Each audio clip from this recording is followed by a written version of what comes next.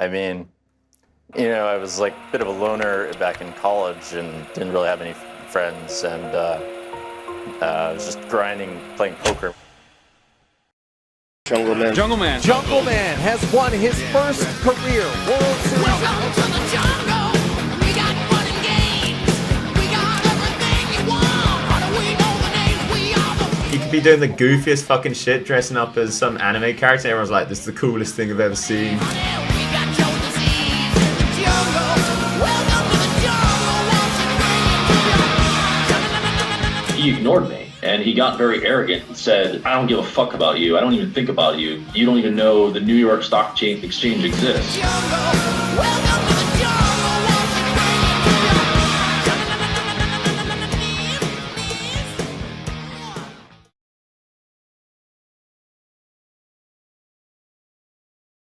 Let's just start. Let's fuck introductions. Let's start with the question. What's your first one? All right. In case they didn't hear it, I'm going to say it again. I got some tough questions for you. I think my questions much tougher than most people's questions. Are unlike any other questions that I've seen anyone ask. I think it just the way You're really bigging up these questions, man. They better be good. Dude, these questions, man. These questions, you don't know what you're in for. Dude, I'm telling you, man. Like Right, this go guy on. Dan. Hit me with he's the got first one, man. specific questions. I've heard some good things about these questions. I got to try them. All right. Well, gotta earn them. You gotta earn them with the right words too.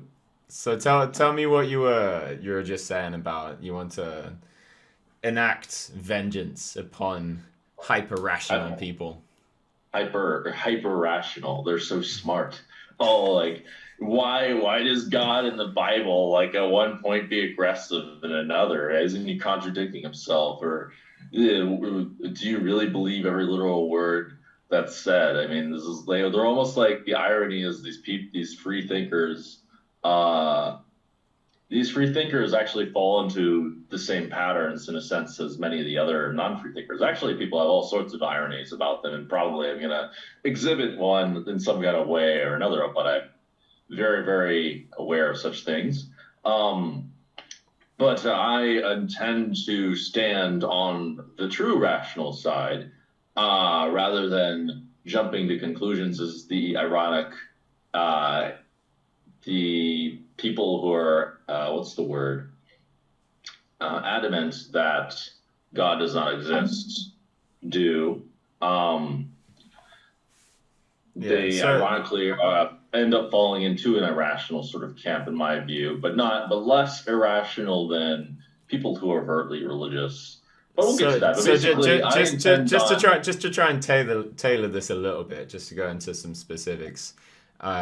You're saying that you have qualms with people that are hyper rational and have over certainty that specific spiritual phenomena don't exist. Apart from God existing, are there any other examples of things that you think people are just completely disregarding with not enough evidence?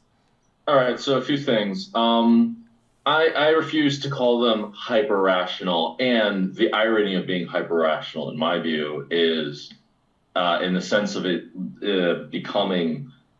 I mean, maybe I'm mistaken with the subtleties of these labels, but it becoming essentially like a version of like a robot, where that's what a hyper-rational person is, a robot, right? But even a robot, unless it has motivation or whatever, does nothing. It needs an input to do something. In that sense, it's like the rationality by itself is dead. It's cold. It's if like it would be absolutely cold actually if it was absolutely rational, because it'd be like, why even exist?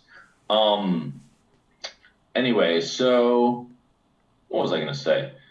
I do not think that those people necessarily really are hyper rational. They're just like attached to mentalities a bit that have the typical perspective of being rational. But they are, in many ways, an improvement from people who lie on other extremes a lot of the time. Not necessarily. Who just like blindly believe. I mean, it would be it can be a step up, I guess you can say. But I intend on enacting cold rational vengeance on the rational, arrogant,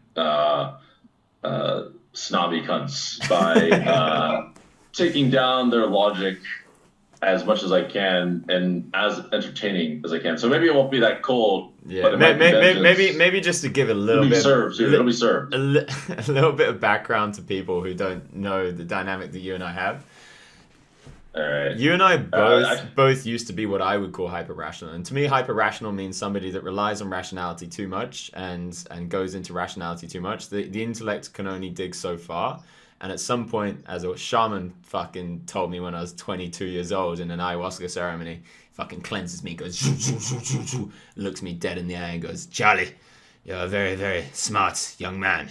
But you must learn not to only think with your head, but think with your heart. And that, to me, it made so much sense at the time, given the context of what was happening in the ayahuasca ceremony. And just to bring it to a more macro scale, you and I have both gone through this path of probably being like way, way, way hyper reliant on rationality and pretty much just believing in nothing. Like the world was just an empty jumble of mass just bumping around into each other in a deterministic fashion, perhaps. But now we've gone on individual kind of spiritual, if you want to use that word, paths, opens ourselves up to new ways of thinking and can probably look back on the ways that we used to think and be like, okay, here are the mistakes I used to make.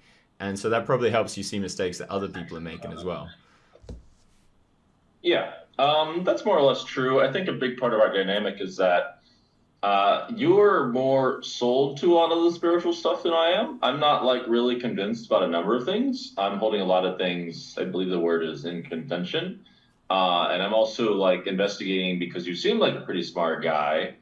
And you seem pretty logical. You have a different way of doing things, but I'm also just curious because I see a lot of evidence of people believing this. I'm not the kind of person, I don't take a formal stance. I don't, that's where, in my opinion, really being objective is not to take a formal stance unless it's really clearly presented, but it's not.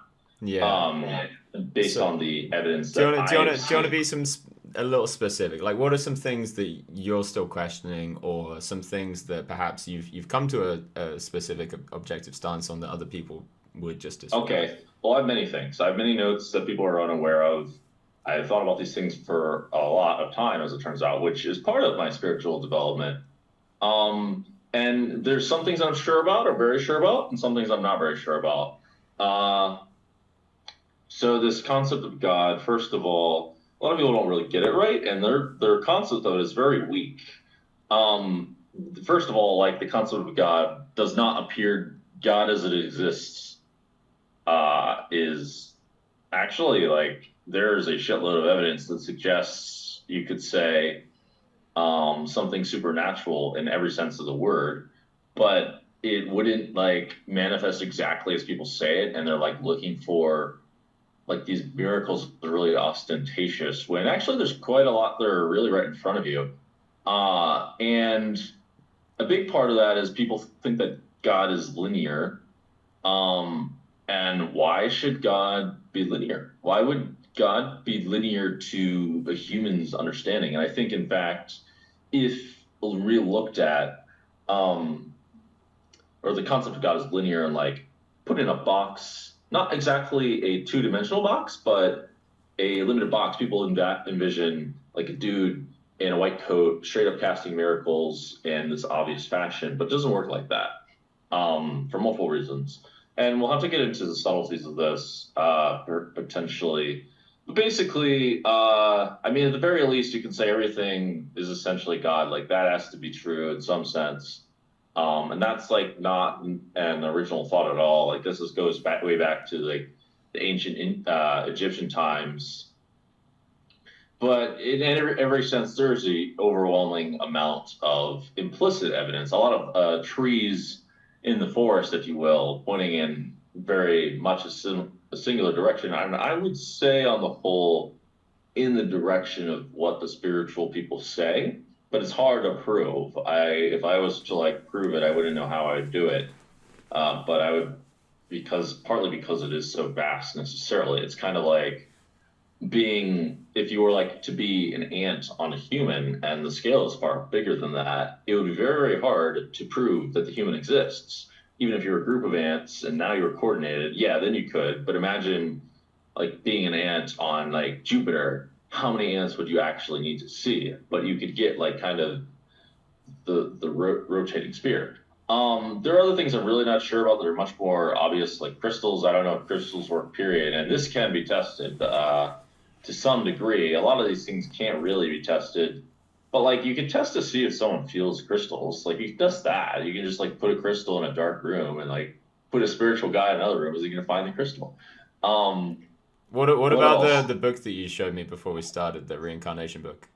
Oh, I have this book because I'm very interested in the subject of reincarnation. Because in order for a lot of these spiritual principles to work, reincarnation has to exist. And there's some like gambling logic that applies Yeah, otherwise karma to, is just out the door. Like karma just doesn't exist. You can like blow up the yeah. world and kill yourself and you're done.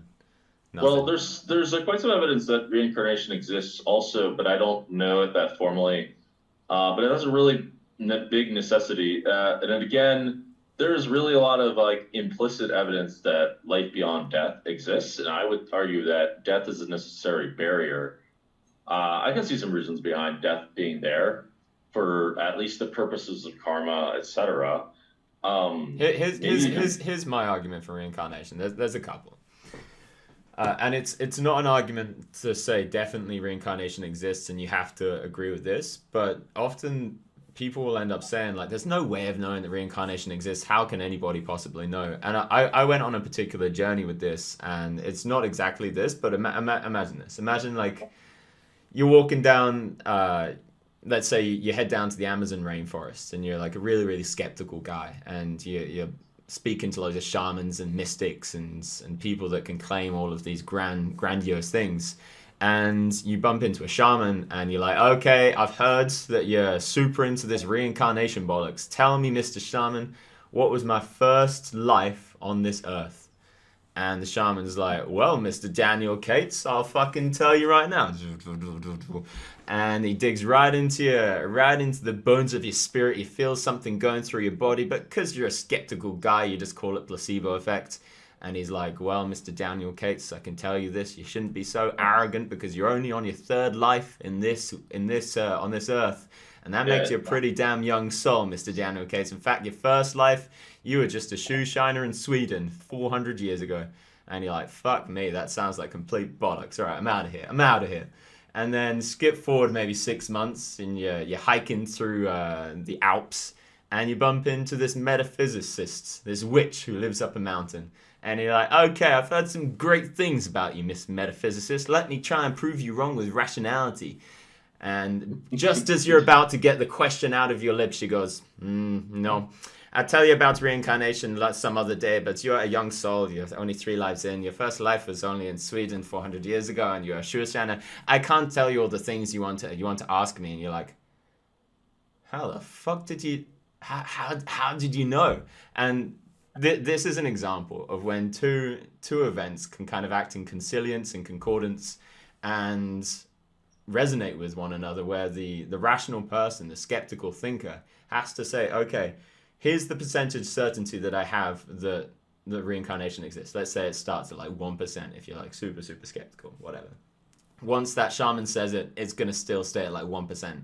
Once the other lady says it, who there's no way they could have communicated, they're on other sides of the world, there's like no incentive for them to scam you. Perhaps you get to know one of them really well and you get to know that you can really trust them.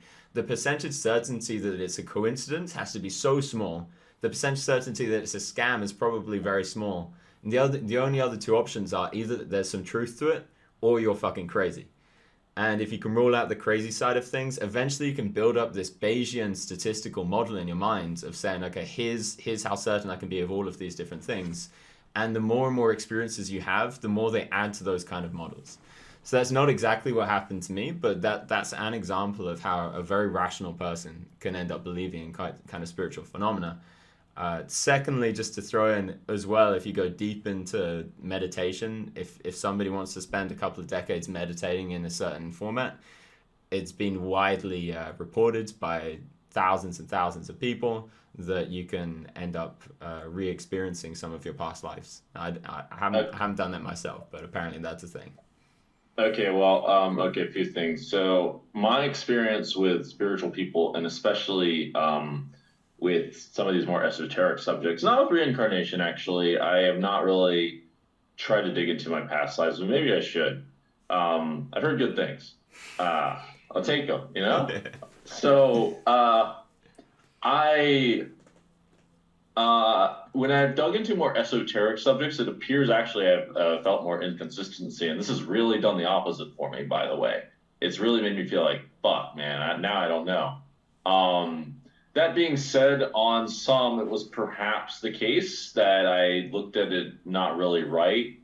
For example, I heard 3 different stories of Adam and Eve, and I now suddenly I kind of realized slowly that Adam and Eve may actually be a metaphor, basically. I mean, it's pretty clear that it's symbolic, but it can actually work in a very metaphoric way, very logical way. I don't really understand what Sri Teshwar, specifically the guru of. Well, that guy's very logical, actually. I don't understand a certain subtlety that he says. There's one particular subject that kind of intimidates me that he talks about that I'm not sure that I agree with, but everything else he says. What's the topic that it intimidates you? The topic is on sex, and this is actually. I actually thought it was going to be that. Why does it intimidate you? Well, okay, so I can see for many reasons. So and this whole topic in spirituality is a bit frustrating for me, especially because there's not a whole lot of I don't really see much logic behind many of the stated things behind it. I just read some dude on YouTube saying sexual energy is creative energy. No offense. And then I asked the question. That's not me saying it, dude. And then I asked the question, okay, cool, so what does that mean? And if I'm trying to conserve my sexual energy, does this mean I shouldn't have sex with a girl? Does this mean I shouldn't masturbate? Does it mean I should only have sex a certain amount of times per week? What's optimal here? What are other questions I've asked? How do I use this energy to create? Can I get a little more context? Why is this true? Those are some of the questions running through my mind, and I haven't gotten an answer to any of them. Really, the scientific answer for not masturbating appears to be about masturbate once a week. I found this out through someone else who's very into biohacking, etc. But related to all this, by the way, in fact, when I was about 15, I did think about this through the perspective of reading the Bible through a life-altering event of mine, which may be useful for later discussions. But basically, science has got to align with spirituality. It still has to be consistent. And in fact, spirituality, many spiritual people have essentially said that evolution and divine providence or whatever are one and the same, and I agree with that. They have to be because that's how it works. Because that's whatever's real is real. That's just that's more evident than someone saying God on a cloud created something, for sure, right? Because it's there. This is quite stated anyway. What was I going to say? Go back to the sex thing just for a second. What are your feelings on sex? What about it intimidates you? Okay, so this is regarding the conclusion of spirituality applied to oneself. There is a lot of evidence that the most optimal it's not 100%, but the most optimal ways of doing things, the most optimal ways of living, and I noticed this, and I started to think, that's kind of interesting, are actually less and less doing literally bad things, such as, less lies, less being arrogant, less being envious. All those things were effectively inferior social strategies compared to the higher or more mature alternatives. Can And I thought, I just jump on that for a second? I fully agree. I think that there is something written into the fabric of the universe that says if you act in accordance to virtue, then good things come. Overall. Yes. Well, it's not even just. But if we take that to its extreme end, this is where actually some people might get the idea of God and the devil. Like if you take all of the virtues, the highest virtues, you might be able to call that God. And if you take all of the lowest virtues, you might be able to call that the devil. And if it is written into the fabric of our universe that acting in accordance to these virtues is in our best interest, if being selfless is actually the most selfish thing that you can do, then that's some people would argue that would be acting in accordance with God. And then you take that to its highest pinnacle, the highest point of what is the highest virtue known to humanity, and it's something along the lines of allowing all of your thoughts, your words, your actions to generate joy and happiness and well-being for all beings across the universe. And then the opposite of that would be true for the devil. And so I personally think that if you want to live the best life possible, I think it's written into the fabrics, woven into our existence. You want to dedicate yourself to the highest virtue, dedicate yourself to being one with what some people call God or the universe or whatever it is, but resonating at this highest point and saying that I'm going to dedicate myself towards the well-being of all beings.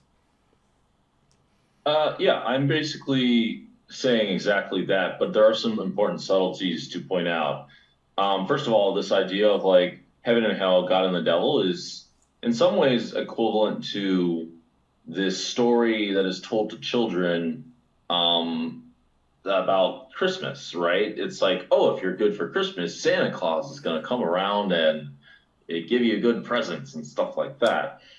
And that's not exactly untrue if you define Santa Claus. Like if mom and dad dressed up as Santa Claus and fucking came down through the chimney, like it would like literally be true, right? But like you could just say like Santa Claus is now like the spirit that just rewards good behavior and is really jolly during Christmas. And maybe your parents are also really jolly during Christmas or whatever too. Or we could just say like it's kind of a story that works out. I actually think things work out much more cleanly in the realm of good versus bad, you could say. But I think that there are some important subtleties to address regarding those subjects that may clear things up, such as what is actually good. I want to actually point out a different way of looking at things regarding that. But let's talk about sex for a second, because this is the one topic where the biggest topic where there's a little bit of a disconnect in my mind. So everything Sri Yukteswar says in the book or in the autobiography of Yogananda makes a lot of sense with me, and I resonate a lot with his words. But then he says something like sex is only for the purpose of reproducing and nothing else, which at the very least is extreme. I mean, like, for example, Yogananda's parents only had sex once, and that's how Yogananda was born. And I'm thinking, like, why are we doing this? Like, this doesn't seem to work. At least within monogamy. And the whole idea of marriage, maybe that can work. Maybe. This is really a big one for me for many reasons. I also think that the war, you could call it, I would go as far as to call it a war. It's kind of insane between men and women these days. Is really, really a difficult thing to solve. I see a rough solution to it. It intrigues me to solve it. Why? I gotta ask. Why are we calling it a war? Oh, it's a war. It's basically like a war. I mean, it's more of like it's like a developing one. Because they're like basically at war, dude. They're like not really working together, and it's like pure insanity what's going on in the current dating scene. I don't know. My household's not at war, man. We're working together pretty well. Yeah. Well, it doesn't exist everywhere. It's more of a growing theme, to be precise, because of increased separation. More and more separation leads to more and more bad things happening. The evil is literally more and more separation. The same fucking thing. So I want to get back to this topic of sex, at least on morality, because it doesn't seem to work out evolutionarily speaking. Like even if you did get at least a sexual partner, for sure it makes sense to be affection and all these things. And for sure it makes sense to be sexual, etc. I mean, you can make some kind of argument around marriage as well. Although now I think I have kind of an idea of how this should work, but it's complicated. There's a couple aspects of moral behavior I don't really understand. I mean, there's some weird permutations here. But basically, I don't really understand why this guy is saying, all right, now you gotta, I don't really understand the benefits of being celibate, really. I've not come across many people that in the spiritual community that think that.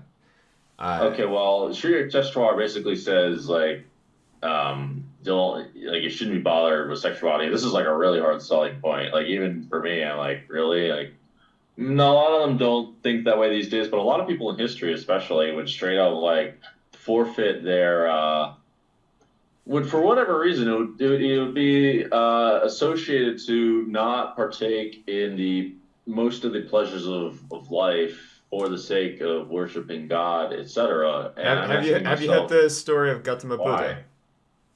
Huh? Have you heard the story of Buddha, Gautama Buddha? A bit of it. I haven't heard the whole thing. It seems to me that he also was he's a good example because I recently heard a story about him, and I don't really understand why they're so anti-sex. I don't really get it. So I don't believe that he is. Some of the story goes that he spent ages and ages and ages walking around different parts of the world, basically starving, begging for food, because part of his religion, part of the sect that he belonged to, thought that if you decreased any kind of craving or any kind of desires for these natural humanistic things, then you'll eventually be able to reach some kind of spiritual enlightenment. And then he sits under the tree and he gets all enlightened and whatnot, and he becomes the Buddha. You're kind of glossing over how that actually bear happens. Bear with me. It's not important to what I'm saying. So that whole thing happens. You can read about it if you want. But one of the first things he said is, okay, guys, let's eat. And he came to the conclusion, okay, what are we doing? We're just wasting our time being hungry here when we can actually be healthy, happy humans. And so actually a large part of the spiritual community, Buddhists, Hindus, a lot of them, they're super fine with the animalistic pleasures of life as long as it's not taking precedent over virtue, as long as you're not choosing sex. I've got some things to say about that. All right. See, I don't think they've really thought those things out to their conclusion. For example, and I want to state something regarding sexuality that is definitely happening today on a much grander extreme, and it's going to cause a lot of pain. I can tell you that. That I don't know. I'm a little uncertain of, morally speaking. But anyway, I first want to state a story that, for whatever reason, do you want to say what that thing is instead of leaving it untied? Okay, so here's what it is. Well, a lot of the time, the practice of matrimony in history was created by kings and rulers because basically it's often in women's nature to chase the guys that are at the top, or at least that they perceive at the top, which I have further thoughts on. This is not 100% true, obviously, but today it is more and more true. It's not 100% true. I will say that again. And what is the top? That's an important question too. It's happening on a much wider scale, and it's happening especially because of Tinder, things like this, things that basically make certain things a lot certain candies, you could say, whether they're like literal candies or not, much more accessible. Like a hot guy or a hot girl is literally like a flick away, right? And who's gonna get them? I mean, if we're only judging based on hotness, guess what? Hot people are gonna get each other. And girls are they well, they go for what they perceive to be. It's in their biology to go for what's perceived as best for them. Mm-hmm. And if we're only looking at hotness again, and they're right next door, there you go. And is that how you've met people in the past? You're using Tinder and things like that? I've used Tinder before. I find it to be not great. There's ways of hacking it, you could say. Not literally hacking it. You've gone deep in the GTO streets, huh? It gets to be like insane. Like you need to get unless you're incredibly gorgeous. The bottom line is, for the data says in dating that unless you're incredibly gorgeous, basically the incredibly gorgeous people do much better than everyone else. And then other than that, there are strategies that work really well, and there are strategies with how you present yourself that are good. Now it's like you have to. There's certain pictures that do better and things like that. And then like at some point it's like, what the fuck? Like this isn't how things are supposed to happen. It's not supposed to be. I'm supposed to break down every line and make sure I say the perfect thing. Or it's not supposed to be I gotta like put up the perfect picture. That's not how things are supposed to work. I've used quite some online dating, but I've basically come to the conclusion that it should be limited, and the only certain sites to like it also takes a lot of time, man. And like how do you meet people these days? You keep interrupting me when I feel I can make astute points. Sorry, it's just that you're kind of skipping towards like 5 different subjects at once. I'm trying to like stick to one at a time. Yeah, that's part of the problem. But basically, I'm only using one dating app now, or very soon, because it takes a lot of times. Even if you have a lot of choice, it's annoying. Like to get what you really want is tough. And it might be the case to do it through pursuing what's your goal is, etc. And through social circle, I can see how that could work, but that's also quite complicated and requires a lot more diligence than is typically, fostered through the current mainstream way of doing things. This is such a longer topic, though. I want to get back to my main point, which is that because of the fact that today, on a larger scale than ever, the top guys that objectively are the top guys, and objectively these guys, if we're filtering for things like status, zero-sum game, hotness, zero-sum game, this will always be a zero-sum game because it's always going to be the top 20% of guys, right? If everyone gets hotter, it's still the top 20% of guys, unless it becomes equal. This will take multiple generations to filter out. I think it might just always, excuse me, I contradicted myself, but I think it's a zero-sum game. Anyway, that one I'm not sure, but status is absolutely a zero-sum game, and wealth is effectively a zero-sum game in the sense of like to be the top 20% of wealth. It's currently kind of close to that because there's a larger distribution. There's a larger difference between wealth gaps, and it's too large, actually. There's some inefficiency there for sure. But basically, there's a larger inefficiency in the sexual economy than like maybe ever.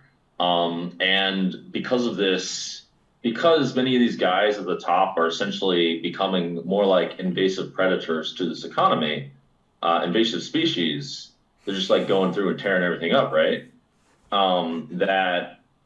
Well, maybe you see my point here, but basically, a lot of guys are going to die alone. It's going to be a very large percent. I mean, like 25%, 20%, 30%. Like, even if that number is 10%, that's like a big deal. And what I'm wondering is... And a lot of women. Yes, a lot of women will die alone as well. They'll feel like, oh, this, all the good guys are gone, blah, blah, blah. Etc. And like I've seen this kind of pain that this can bring. I felt it especially when I was younger. Me too. Man. Oh yeah, it's pretty intense. And I feel bad for these guys. I remember finding out that I was the legit bottom of the list. Like the girls in my class wrote a list of like hotness to least hot when I was like 11 or 12. I was stone bottom every time. Like absolute Damn. stone bottom. So I had to look myself in the mirror and come to terms, like this existential idea of myself, that there's something intrinsically wrong about me, that people aren't going to find attractive. They're going to find me less funny. I'm going to have fewer friends. And yeah, that even to this day, it still tickles me, even though I've done a lot of healing around it. Yeah, so the wound of rejection and the wound of not being good enough in modern society's eyes it runs deep. Yeah, well, it's hard to, especially as a guy, it's very hard to counter such things, especially when we're talking about like being yourself and standing out when you're not a typical person, because now one of the threats is like, oh shit, maybe you're not going to get laid, which is fucked up. At least to a degree that exists anyway. It doesn't, if you're good looking enough, like who cares, or whatever. But anyway, yeah, it's a tough thing to deal with a lot of guys. A lot of guys have no shot of dealing with it if they're overweight and playing video games and like they've got nothing going on.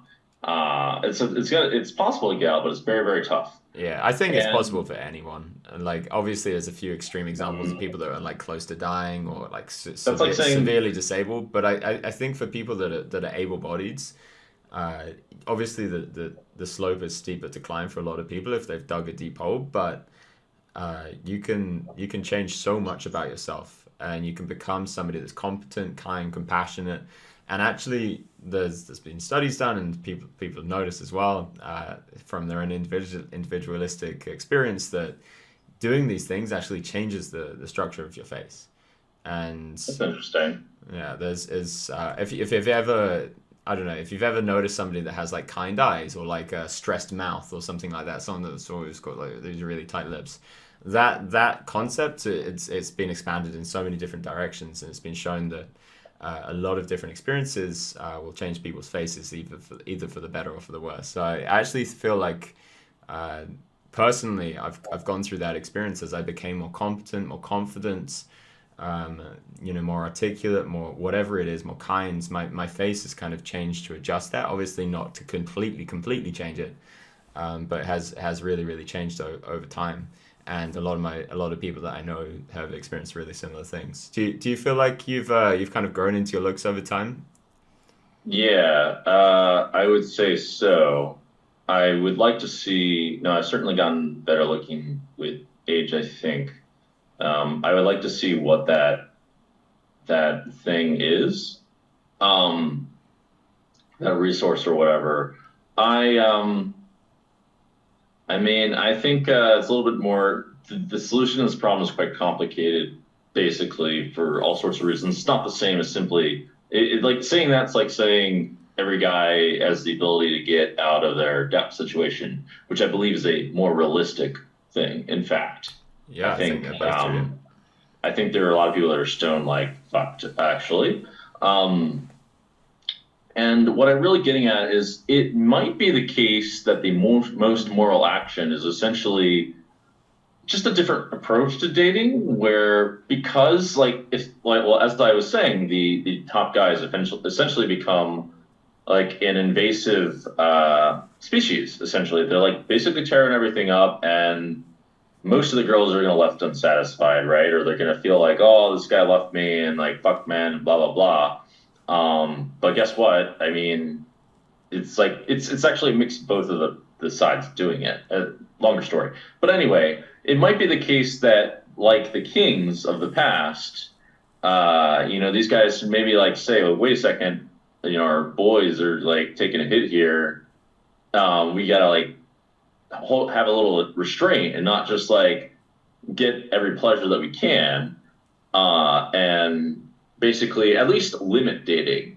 Not because for sure, I mean, the same goes for a really hot girl. Like a really hot girl can do the equivalent and essentially become toxic to the entire environment by flirting with a shitload of guys and leading a lot of them on. I've heard girls doing this.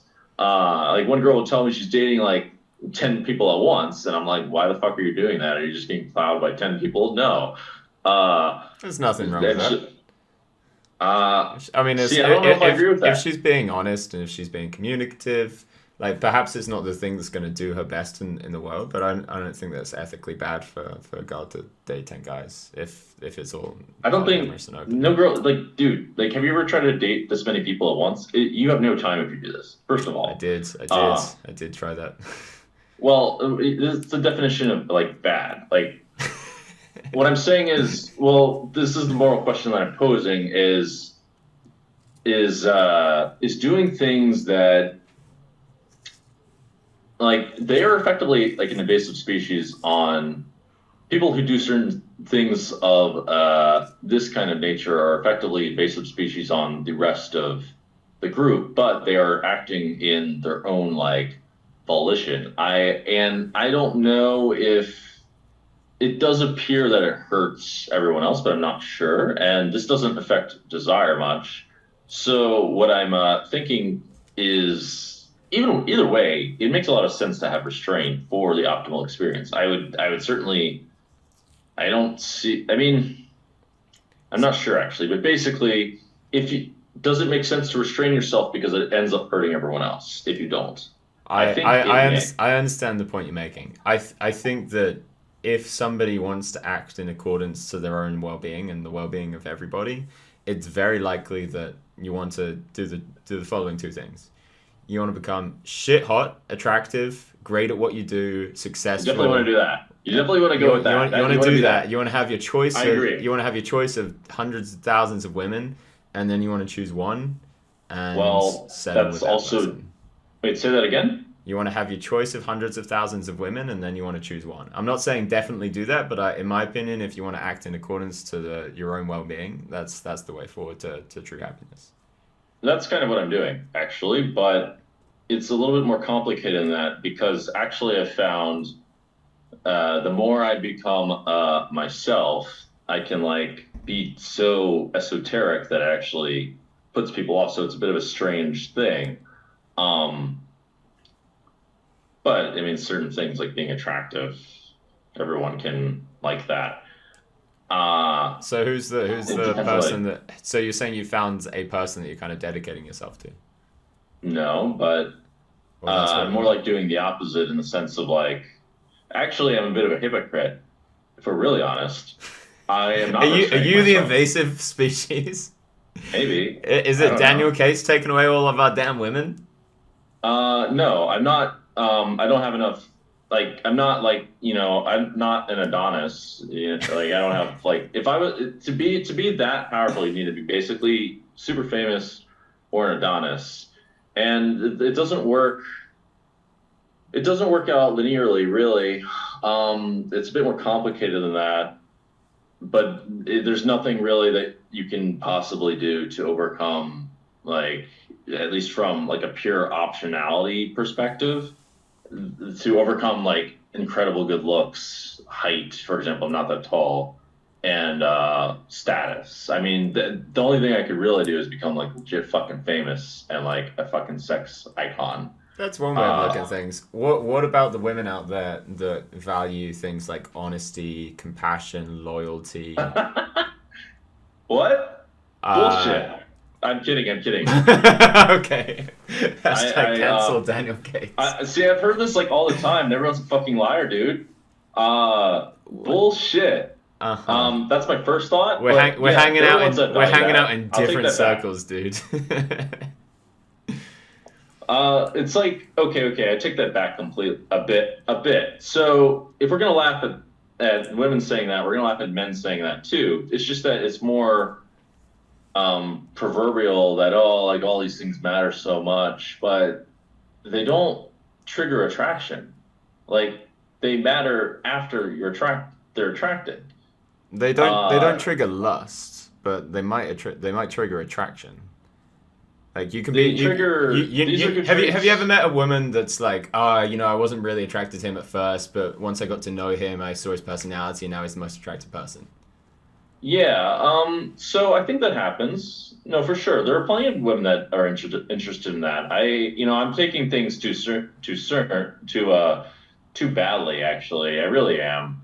But So perhaps one way of looking at this and one way of analyzing it is to maybe a little less cynical as well, is that obviously the things that I've seen so much stuff. Everyone's a fucking liar, man. the things that All you're the guys, describing too. are legit. Like I agree with you. There's this like there's this intense social hierarchy where people are trying to scramble their way to the top by being more famous, having bigger boobs, whatever it is to really to get all of the people looking at them, and it's usually because of some childhood wounds where they didn't get enough attention from their parents, whatever it is.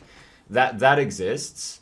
However, I think that we can kind of be above that or outside it, or however you want to describe it, and find people and spend time with people You're right. that aren't trying to just scramble up this arbitrary social ladder. And that's what I try and do. I try and surround myself with I've got a partner and also friends that they're not out just trying to get the hottest guy. They're not out trying to be the most famous person to try and get good putang. They're trying to be good, honest people, and they're trying to surround themselves with good, honest people, and they're attracted to good, honest people. And I feel like This word attraction is conflated too much, because yes, there is attraction there, and we should talk about this law of attraction thing at some point. So there's some conflation here, and basically, like the best partner is very often not going to be the most attractive partner, but it might be. I don't know. I kind of hope this works out in some kind of weird, true lovey kind of way, like, as prophesized by the twin flame thing. I hope it's real. I think. So look, if someone, the way it works out is if someone's only criteria for dating someone is how hot they are, well, guess what? They actually attract. I mean, this is kind of a poetic justice for that, right? They're going to say super shallow people. Well, labels aside and judgments aside, no judgments. The people they attract are only going to be interested to how hot someone is as well. And guess what? There are other hot people too. And the more that you're with someone, the more that feeling of hotness goes away, because the new norm is you're with that person. So, the attraction in this sense of like physical desire is very flippant. Yeah. It's all over the place. So people that are interested in that have you met are guys going to like get that back. Have you met guys like that are just trying to go from novelty to novelty, chasing the new hottest person that they can find? I've met people like that, and almost exclusively they have deep childhood wounds of like a little boy that just wants validation. I know of a few examples of that, and I can see how those things are manifested essentially. You're also kind of still ascribing a bit of judgment to it. I would, I do. There's no judgment there. That's just, I don't think you're calling it a wound. Yeah, it's a wound. It's not. That's an analysis, not a judgment. So, it's an objective observation. A judgment's to say, oh, these guys, they're stupid and wounded. They're lesser people. It's that kind of energy. But an analysis is saying like, okay, this person wasn't getting enough attention from whoever it was, their mother, when they were younger. Well, if you say it like that, then yes. I mean, I would say it even slightly differently. I would say the mother gave this person less attention than mothers often do, and so because of this, they feel like they need to get attention from blah blah blah. But anyway, yeah, I have, and now it's becoming more common for girls to look at things this way as well. But then it messes up the prospects. Messes up. It's a bit of a complicated subject, but now it's more ingrained in the culture more than ever. Of just like, I mean, there's more options than ever, so it's like, oh, let's chase the hotness. I'm not saying that there aren't people out there that are interested in honesty, et cetera, et cetera. Just saying that attraction's one thing, and being attracted to someone's personality is not necessarily the same thing. And if you're looking for a good partner, you have to consider the long-term traits, which aren't necessarily related to the attraction, and have to like find ways to make that aspect of things work. But I don't know what I'm talking about really. Anyway, so a couple thoughts for that is should the people at the top that have effectively become invasive species for the whole population now reconsider their strategies for multiple reasons. I can present many reasons why in order to make everyone happy, feel better, including maybe not really lose value themselves, perhaps. So there's that. I want to go back to this idea of like, many spiritual practices advocate celibacy, including the Buddhist ones. For example, there's the story of this handsome Buddhist monk that is solicited by a prostitute. The prostitute wants to stay with him. She likes him. And this is like kind of brought before the council of Buddha at the times of Buddha. And Buddha was like, let them go. I have faith in that my student will show this prostitute a higher level way of living. And either this guy will be seduced by the prostitute and be enchanted by worldly things, or the prostitute will become like him, it will become a part of our sanctum, and who will win? It was like this funny competition. And then, of course, like she comes back and she now joins the sanctum, and she's like, she's converted. And I'm thinking to myself, okay, that's cute. And, maybe I just don't see like, and by the way, like there was no payment or anything that I understood or that was implied. She was staying with the guy. And I mean, you could say that the payment was shelter, right? I mean, or like his hotness, which is another story. But anyway, what I don't see is like why is this like having like sex thing bad? Like why was this just like labeled this? Why was there no explanation of like why is this bad? This is often the case in many spiritual practices that celibacy. I would imagine that it's more to do with the fact that she was selling herself for sex and that it was a monetary exchange instead. No. That he was saying it was just like they shouldn't fuck no matter what. And I don't agree with that being purely the only example of something being transactional also. No. I wasn't saying it was the only example, but I think that if I understand Buddhist philosophy well enough, which I've spent a bit of time reading it, a lot of Buddhists, they might choose the path of celibacy, but they wouldn't cast judgment upon those who don't.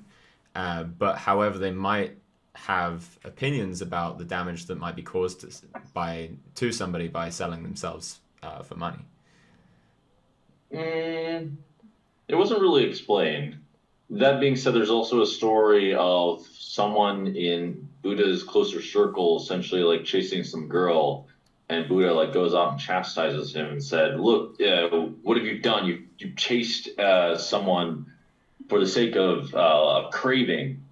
He basically deeply chastised this person, which I can see as an effective social strategy in this moment, because the monk will have quite some remorse in this situation, and he respects Buddha so much that he'll listen. There can be situations where this happens, but they're kind of rare. But there's an overwhelming, like, especially in Hinduism, there's an overwhelming, like, just stigma against sex, maybe even being romantic, which can't be right. I don't know if we're. Hey, this is kind of my world, man. I know a lot of Hindus, a lot of Buddhists, a lot of people that follow Taoism that, they're big into tantra, they're big into sexual practices, they're big into mindful, compassionate, loving sex, and romance, and marriage, and various different things. Like I also know people who. What is mindful in this case? That's what for sure. For sure, romance is a real thing. Like I veto anything that says romance is not. That can't be true, because it's very much built into our whole way of living. It just has to be true. It has to be real. But what I'm saying is, where's the line where this becomes not good? Is there a line where too much sex or too many partners in promiscuity is often on the negative side? It just seems like there's some line somewhere. Like every aspect suggests, every spiritual practice tends to suggest, like, yeah, as you said, mindfulness. And it seems like there's mindfulness for amount to drink. There's mindfulness for gambling. like that's there, that make total logical sense to me. And where is it for sex? And like, where is the optimal practice for all this? I don't see where the fuck it is. Right. So it might be maybe some way of looking monogamous. at this in a good way is to stop I don't know. labeling it good and bad, and maybe start thinking of it as more like healthy and not healthy. So like, you know, Same thing. No, this isn't the issue for me. well, it just bear with me on this. Bear with me on this. Imagine if we're looking at, say, like, oh, is it bad to eat meat? Is it bad not to eat meat? Is it bad to eat McDonald's? Is it not bad? Like, for me, that's a bit muddy, but I can say, is it going to be beneficial for my body to eat McDonald's? Is it going to be beneficial to eat, you know, a double cheeseburger, whatever it is? And I can look at sex and say, okay, is it going to be beneficial to me, my body, my essence, my life, if I'm just going to like swipe through Tinder, find somebody to fuck that I'm not really attracted to and fuck them to try and distract myself from, you know, some sadness that I have? That for me feels really unhealthy. And if I do it, which I've done similar things in the past, not with Tinder, but just in general, I've come out feeling worse the other end. You know, I've come out not having that itch scratch because it wasn't addressing the deeper sadness. Whereas, I think you were actually answering my question. This is how I'm interpreting this. From my point of view, you're basically like alluding to a solution here. Basically, there is such a thing as promiscuity being unhealthy, bad, whatever you want to call it. And by the way, I mean, you can arguably say that certain social strategies, and people have done this, by the way, that are annoying as shit to deal with, are just like, just take away the labels. And this is just a way of dealing with things. Like sometimes they're not annoying for other people. Like even that is a label, technically. And this is one of the discrepancies I want to get into, is that at some level, and Sadhguru says this, is you can do whatever you want, basically. You can. It's just you have to bear the consequences, which is one way of looking at it. I would actually look at it from what I think is a law of attraction perspective, because I do want to address one perspective I think might be helpful for people to see why things are as they are. But in my opinion, basically, you are essentially answering the question of there's such a thing as promiscuity, and there's such a thing as too much sex, etc. I think there is. I don't know where the line is, but I'm sure I haven't found it yet. There's such a thing as too much masturbation, all these kinds of things, in the sense of like there are much healthier alternatives. Let's put it that way. Like, what's the health? I'll even ask the question: what's the healthiest alternative? Also factoring in how things play out in the super long run. That's the real question. So instead of thinking of something as like too much or too little, the way I'd see it is more of a spectrum. Like you can imagine, like hypothetically, imagine like the most healthy, nourishing sexual experience, like the most compassionate, the most connected, the most loving, brings the most joy, the most pleasure to both parties, both consenting fully. That would be like one extreme, and on the other extreme would be something like gang rape, you know, something despicable and disgusting. And then all the way up there, you have, you know, differing levels of things that are causing harm and less harm and less harm and less harm, more good, more good, more good, more good. You know, I might be able to, with my partner, have, you know, consensual, loving, beautiful sex that's like up here. But because we both haven't healed specific traumas to do with, you know, sexual abuse that we've both experienced in the past, you know, we might not be able to be up here because there might still be some disconnect or fear or something like that. So I try not to say that anything is like too little or too much, but I just think of it as how can we have the most joy, have the most comfort, have the most pleasure from sexual experiences? How can we not release too much of our energy so we become tired the next day? How can we make it something that's a regenerative process so we actually become more energized after we fuck instead of less energized after we fuck? There's like multiple spectrums that you could look at, and for me it's just about becoming like doing something that feels the best and is the best for me, because if it's the best for me, then I can do good stuff in the world as well. I'm on the same page. I'm just trying to figure out what that is. Even what the solution looks like for each individual person, etc. That's the only area that I haven't figured out. I'm pretty sure, or at least the solution's not crystal clear in my mind. What is your relationship with sex? At the moment, well, let's see. What is it? So at the moment, I'm doing things there's a few things I'd like to say. So I'm pretty open with a lot of things. I believe that, well, I think that the real solution, if I had to guess, is actually a lot less sex than what most people are having these days. I'm not sure most people listening to this having too much sex. Oh, well, yeah, I forgot. Most people are, what's the word? Involuntary celibates. And then the girls' like attraction paradigm is often messed up because of many technological resources, etc., playing with their emotions. Pornography, by the way, is equivalent for men. I advise all men to quit pornography. I believe pornography is like, I mean, this is kind of all along the same subject. Pornography is not healthy. How many years dry are you of porn, or how many days or months or whatever? I'm still technically a little bit of a hypocrite because every now and then I binge. But thanks for calling me out. Sorry, brother. You know what happened was I fucking blocked it all on my computer, and then like for some reason Chrome reset, and I was like, you know what? Let's get... Oh man, it knew you too well. You know what? It's probably a message from the universe. It's unlocked it for a reason. I don't want to brag too much, but I'm about 6 years dry. Okay, well, porn and things like Tinder. Porn is like the equivalent of guy for what it is. They're not exact equivalents, obviously, but they're like kind of appropriate on each end of the spectrum.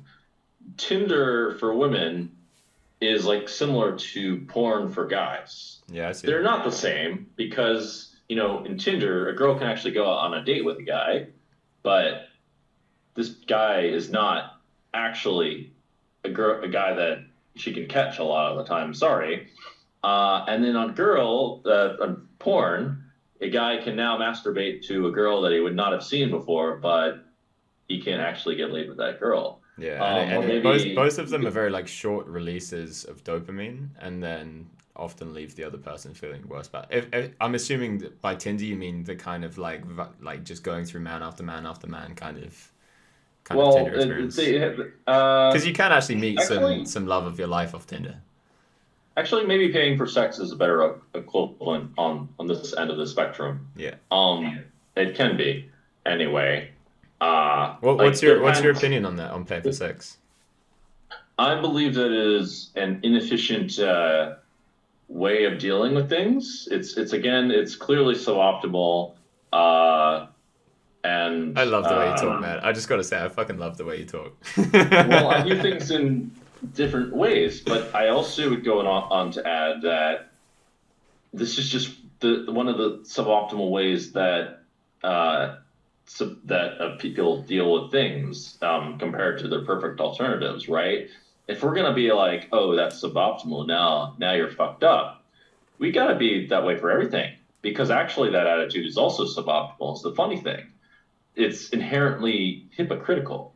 And furthermore, when we're talking about sex, and this is the point I was getting at, is that many relationships are actually transactional. Everyone's fucking lying to themselves and to each other, and everyone's full of fucking shit, as far as I'm concerned. Like, if you're sleeping with someone because they're really good at bed and that's it, that's transactional. I mean, like, they think you're hot, you're sleeping with them, that's a transaction. In the same, it's just a different level of transaction. If you're sleeping with someone because they're hot and they suddenly become fat, who cares about loyalty and compassion anymore? Oh, those don't matter anymore? Oops. Yeah, and who's the real god of that situation? Hotness. Yeah. Maybe it's best. Loyalty is so hot. No, it's not. Being hot is hot. And I don't know. I gotta be honest. I find loyalty pretty hot. Huh? I find loyalty pretty hot. You actually get turned on by it. If you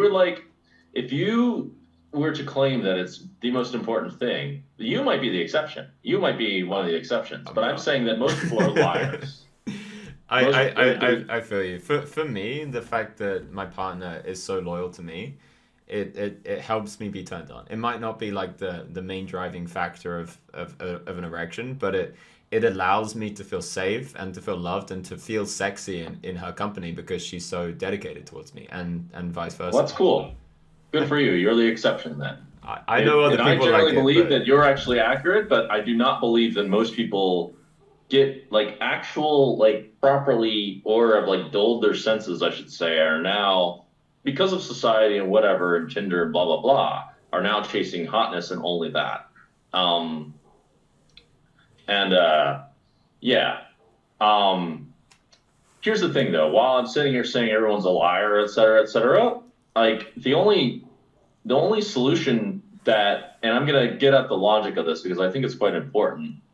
The only solution that I personally see where there's no kind of logical inconsistencies, et cetera, appears to be what all the spiritual practices have been pointing at. Which is basically like 100% virtue, whatever that looks like. That appears to be the general solution. And I'll admit I'm not perfect myself. Like technically, I'm a hypocrite.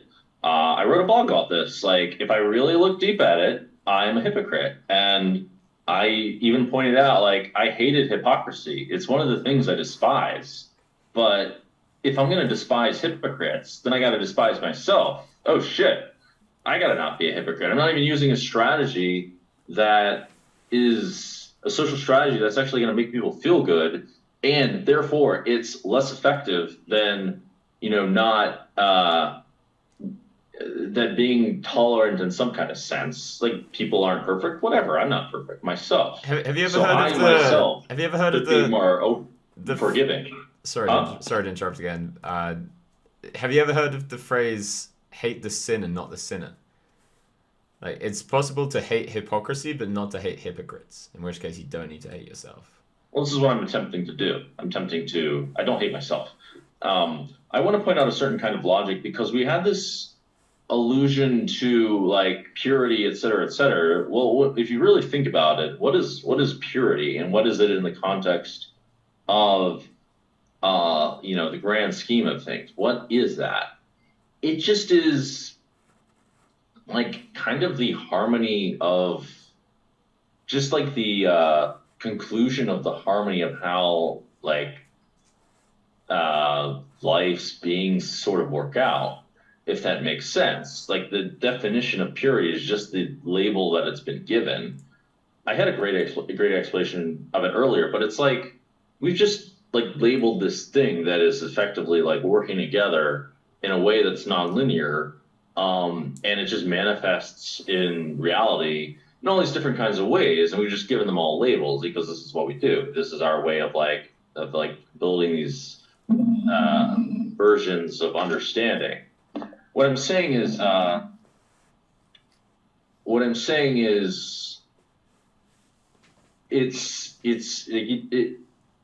it makes sense to be loyal to that, I guess you could say. Loyal is actually a good word in this context because loyalty and consistency are they're very much the same thing. It's you could call, this is what loyalty to what God is. These are all just labels, right? Maybe you have a better way of explaining this. Does this make sense to you? I gotta be honest, I'm getting a little bit lost, but I'm letting you tie it all together. Okay, well, I had an earlier explanation of this before that made a lot of sense in my mind. But basically, we were talking about this concept of God, etc., and I wanted to point out that I think the label of what God is kind of throws people off as something mystical, whereas this concept of living beings living in harmony without this kind of label is something that almost everyone can get along with, including the atheists. Is the ironic thing. Many atheists believe in something good. What is good? What is it? What does it mean to be good? What the fuck does that mean? And what I'm saying is that's just a label that we've given to this because I lack the linear way of really explaining it. Just this energy that is working with other ones. This isn't a appropriate way of looking at things, but it's very vague. That is essentially consistent with itself, if that makes sense. It's loyal to itself. And I would say that is the path towards what God is. And funnily enough, it appears that because of this thing, this is what's stated in spirituality and Hinduism, etc. I believe it's stated in Hinduism, etc., etc. But basically, this energy gave the optionality to these living beings to choose things that were just simply not consistent with it. This is what is defined as separateness, as evil, etc., etc. And so what we see is essentially these energies playing out, and these manifest in all kinds of different ways, right? This is just good and evil at work. It's just good is consistent with the universe or whatever. Evil's just not. Evil's just everything that's not. Literally every possibility that's not. And it just plays out, and we like labeling it. I'm just looking at this at a vacuum, if this makes sense. And what it seems to have let basically people or all these organisms essentially find their way back to it and choose its way back to it, whatever that word means. And that way, this also gives the goodness, some kind of, how do you say, it gives it depth, it gives it more meaning. And ultimately for things and people to see that essentially, actually, this is the path, the God's way of doing things, of being consistent and harmonious with the universe is the way. But even through this experience, we've now given all these things depth. Now there's to be good is something valuable. Now that is why, because of this allowance of difference of choices, now being good is something of value to attain, if that makes sense. Now it's an experience. Now to get there is finally good. It's like when Jesus says, all of heaven rejoices when the lost sheep comes back, because that's the experience that was created, is the lost sheep was lost and now they're found. That the sheep was never lost in the first place, now they weren't found. And of course, the family, or whatever you want to call it, the living entity of the universe will be happy, will feel good that the lost sheep is now part of the pack. It's like now we've created a greater situation of more in the words of improv of yes and. Now we've created we've perpetuated more of a situation of the greater than zero sum game. Now we've gained another member and a new member of the family, and now we have a even better greater than zero sum experience, if that makes sense. Where was I going with this? That's what I want to a schema that I want to a way of looking at things that I wanted people to be cognizant of, or at least certain kinds of people who at least look at things in kinds of ways that I might, or that I resonate with, that might resonate with them and feel compelling for them to sort of seek that, if that makes sense. So I will say that you have a very, very esoteric way of thinking about things. You're describing phenomena that I'm very familiar with, so I'm following what you're saying, and I really think that it's important. The path that you're walking on at the moment is really, really beautiful, because so much of the time, if somebody wants to go into spirituality, or if they want to be theistic in religion or something like that, they'll just look up to some guru, they'll look up to some Bible or the Quran or whatever it is, and they just want to be told the answers. And that's why so many people can just sing from the same hymn sheets, because they've been told all the same things. So it's easy to sit there and say okay, I'm an expression of the universe playing with itself, something like that, because that's what all the fucking spiritual Hindus and whatever they might say. I think the fact that you're thinking about this for yourself, the fact that you're questioning yourself, the fact that you're putting it into your own words, the fact that you're doubting all of these different cultures, but also still being really open to all of these different cultures, is actually really powerful. And you might not have all the best answers right now, but it means that the things that you are learning, you're understanding at a much deeper level, because you're the person questioning them. You're the person hacking through paths in the rainforest that have never been walked upon before, instead of just walking along the same path that everyone else has been walking because they know it's safe and they know it's easy. So I really respect that. You know, I think that it's great that you're putting yourself out there and speaking about these things. And in obviously a lot of people when they hear this, they're probably going to be like, oh, it's fucking nonsense. But it's not. Probably a lot of people are going to say that.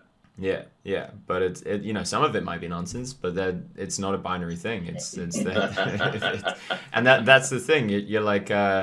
It's like in a startup, you know, if you're doing a business, you start with a simple thing, you expand, and you test it, you A/B test it. Okay, does this work? Does this not work? This is the best model that I have right now, and then I'm going to improve on it.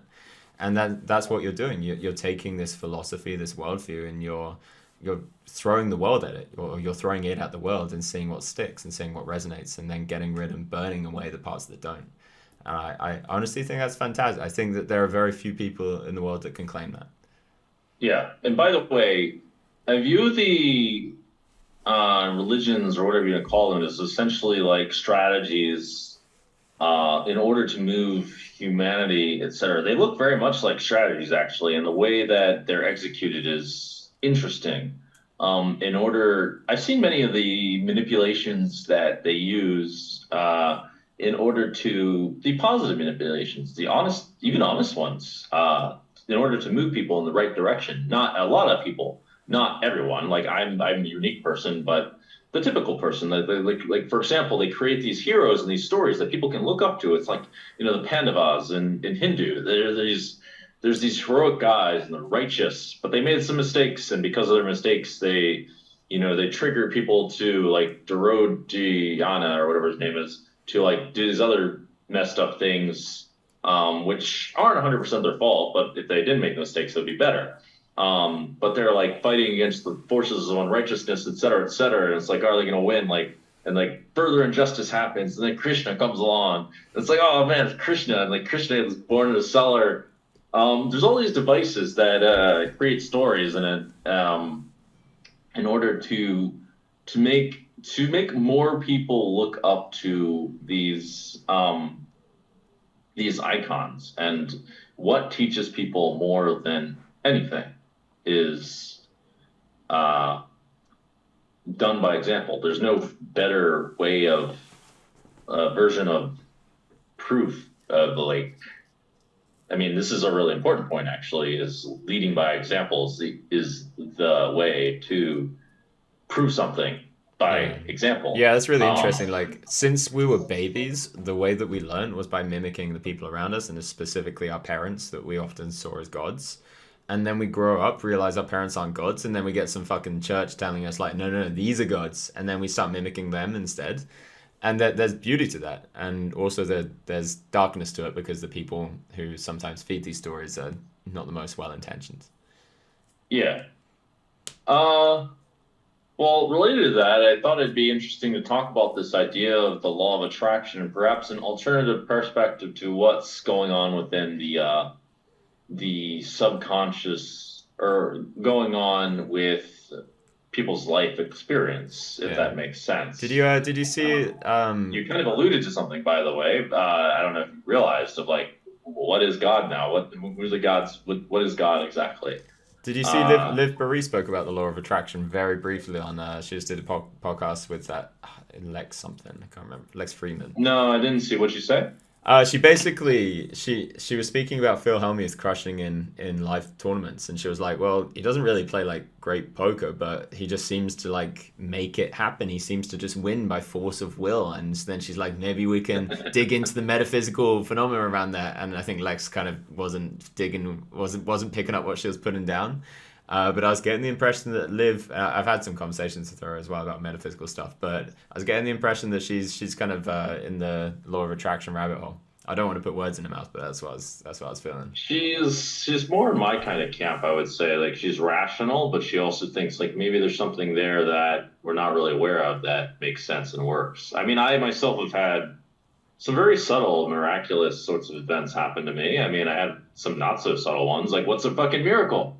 What is God? What is a miracle? It's like these ideas. The problem really is these stupid abstractions that these rational people often put behind things, and they're just like have this very how do you say, this very fixated idea of what something's supposed to look like, and then they just like it never seems to click in their mind that maybe it's something slightly different than the original idea, and like it can be real. It's like, oh, now there's a scientific explanation for why whatever. Well, of course there's a fucking scientific explanation for it. There has to be. That's what science is. It's literally explaining things that exist. What is a miracle now? It's just there should be, like, in some kind of way, a scientific explanation for everything.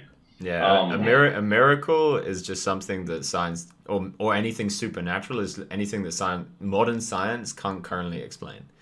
And that, yeah, like I agree, that's just completely if we look back 200 years ago, like they would see some of the things that we do now or some of the things we believe as completely supernatural nonsense, like the placebo effect.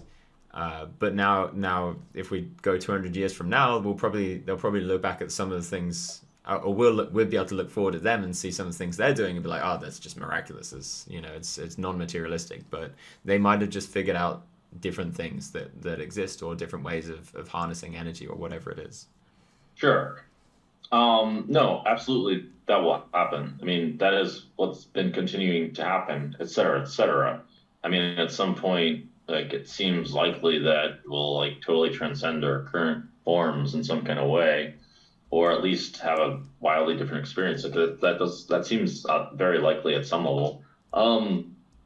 Why don't you explain this law of attraction thing? I'm not even 100% convinced myself, but I decided basically that I decided to relook at it. Essentially, I've seen there's certain things that certainly add up, you can say, and I think that there are certain things that people don't like. It's kind of one of those things. Like, for example, people think, oh, I want immortality, but they forget about all the other stuff that they also want in addition to immortality, such as good health. So you can get immortality, and you got immortality, logically speaking, and then you forgot, oh, yeah, I'd like to also not age. And,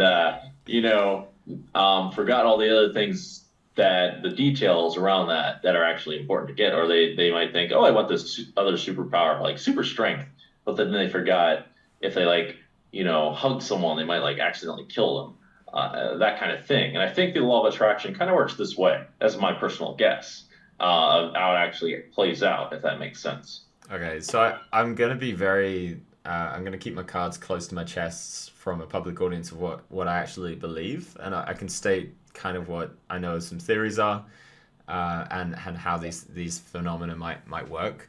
First of all, a lot of very, very smart people believe in this. A lot of like people way smarter than me and you believe in these phenomena. What is this? This is the real question I'm asking. What is this? So the definition of, or a definition of the law of attraction is the idea that the energy that you put out, the vibrations, the whatever, the ripples that you put out into the universe will come back to you in a similar fashion. So if you're putting out hateful energy, then you'll get hateful things back at you. Not in like an easy to follow materialistic kind of linear fashion, but in a more holistic, subtle metaphysical fashion. And if you believe something is gonna happen, then it's more likely to happen. In not in a psychological, oh, it's a self-fulfilling prophecy because you're coming in it more confident, but literally you can change the formation of the universe. And there have been tons and tons and tons of studies done on these metaphysical phenomena. Actually, the first ever podcast I did was with a guy called Dean Radin, who's dedicated a lot of his life towards studying these phenomena and towards making scientific studies of psi. And Psi, PSI, it's like a psychological phenomena. I can't remember exactly what it stands for, but metaphysical phenomena. So the idea of law of attraction, if we can put it in poker terms, would be that if you believe that you're going to win a tournament enough, you're going to literally be able to change the formation of the cards to fall in your favor. And maybe you wouldn't be, but a lot of people listening to this would be really surprised at some of the top poker players that people would see as very rational people that fully believe in this. They fully believe in it. Well, you can't fully believe in something if your subconscious doesn't align with it. So there's that. And how is your subconscious going to align with it? By What believe, is- I mean on an intellectual level. If you mean believe in a more subtle sense, then fair enough. But I mean, like, they would bet their net worth on it giving 50 to 1. Yeah, I'm gonna have to inquire about this. Like, there's plenty of people who should be more, I guess you could say, powerful than these rational people, and they're not exactly winning at poker.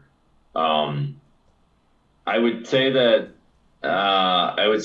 like, my interpretation of what you're saying is a little bit linear in the sense of like, I mean, it goes back to that example.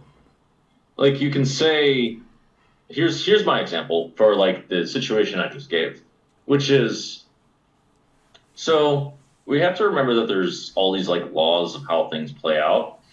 And like, what was it that ordained those laws in the first place from the individual's perspective? I would say that through all their other actions, they attracted these certain kinds of laws, I guess you could say.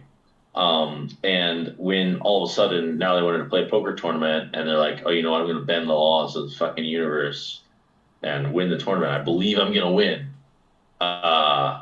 Intellectually, I believe it. I really believe it. Well, it doesn't work that way because all the other actions and all the other situations kind of undermined that one. And there's more to that story if I'm really going to dig into that thing. But that's my rough interpretation of how things play out effectively in a lot of different situations, if this law of attraction thing is true. I will say basically, I mean, I can say that I can see how maybe like the energy that you put out is the energy you get back. It's hard to say for sure. I would say I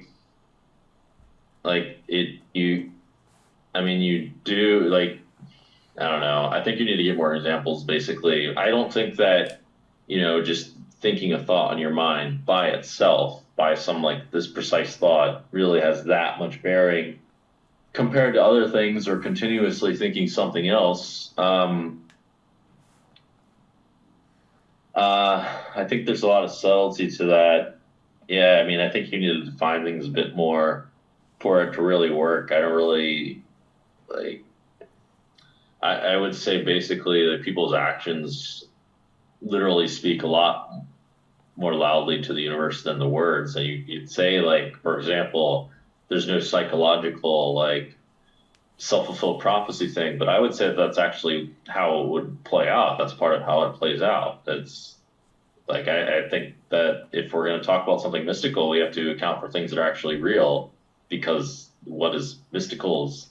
No, I wasn't saying that the psychological self-fulfilling prophecy doesn't exist, because obviously it does. Like, if somebody's scared of bubbling a tournament, then they're probably going to do something really, really fucking stupid and bubble the tournament more often than they would. If they're scared of losing their stack on a stupid bluff, then they're probably more likely to make a stupid bluff than they are a good bluff. That does exist, but the idea of law of attraction is that there actually exists another realm in which this happens to a larger extent. Like a deeper fabric of reality. Okay, here's how I would look at it. I would say that perhaps there is some grand laws at work that ultimately also, as a byproduct, allow those self-fulfilling prophecies to become real, if that makes sense. I would say that these like self-fulfilling prophecies are a subset of how this law of attraction. I'm reluctant to even use that word. Yeah, I actually don't use those words at all. Law of attraction. I might say like manifest or something, but yeah, the law of attraction is like a very, very particular label that a lot of people have, I think, bastardized to a large extent when they've written books about it and things like that. Sure. My suspicion is that the whole perspective of how we're looking at reality is, in fact, incorrect. It's rather, and let's put it simply, that we simply forgot who we are and we're rediscovering that. That's what I would say. Forgot. We essentially we created our own experience perhaps from a certain perspective and are just kind of running through it. I mean, this is like how certain things. I mean, this might be the possibility, and so I would say that things that go on in your subconscious have more effect, and even the paradigm of law of attraction than like conscious thoughts, I would think. Yeah, the people that sell the idea of law of attraction believe that the subconscious has more power than the conscious. Okay. Because that makes sense. In the subconscious are emotions and just paradigms and things like that. I don't really understand how this works, but at some level, the psychology crosses over to law of attraction and metaphysics, I think. And there are some like attempts to describe what's happened to people, and also psychology is like not exactly 100% like objective science all the time. It's not like 100% clear. I mean, it tries to be, I think, but it's hard for it to be. That's my rough interpretation. There's a lot of nonsense in psychology for sure, and in the spiritual realm. I would say a good example of the kind of law of attraction-esque things happening is imagine somebody when they're a baby or when they're a child has their parents always saying like, oh, we're failures, we just never succeed, money's just so hard to come by, and they might not even remember that happening, but if that's embedded in their subconscious, that those patterns are just going to be like swirling around their minds in every single interaction that they have in their adult life, unless they manage to kind of unravel that through some kind of psychological or therapeutic way. Yeah. And that is going to spill into every relationship they have, every interaction, every conversation they have, every thought that they have is always going to have that little taste of I'm a failure. People are going to sense that. Other people are going to react to that. And if somebody thinks they're a failure, you're a lot more likely to think that they're a failure as well. And so all of these subtle things, they accumulate into a really huge disruption in that person's life. And that could be one more materialistic way of explaining it. Yeah, I with that I agree. I think all that's basically true. I in fact had some sorts of paradigms and saw things through some ineffective lenses, and then kind of slowly realized, oh, maybe things aren't as they seem. I mean, related to that actually, and related to this idea of Adam and Eve. I mean, I read something one day, or read a couple things about this concept of how people look at the world. I'll get to that in a second. Of this concept of a garden versus the opposite,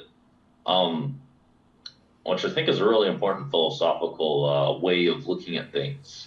And reincarnation is an important aspect of it. But what was I going to say?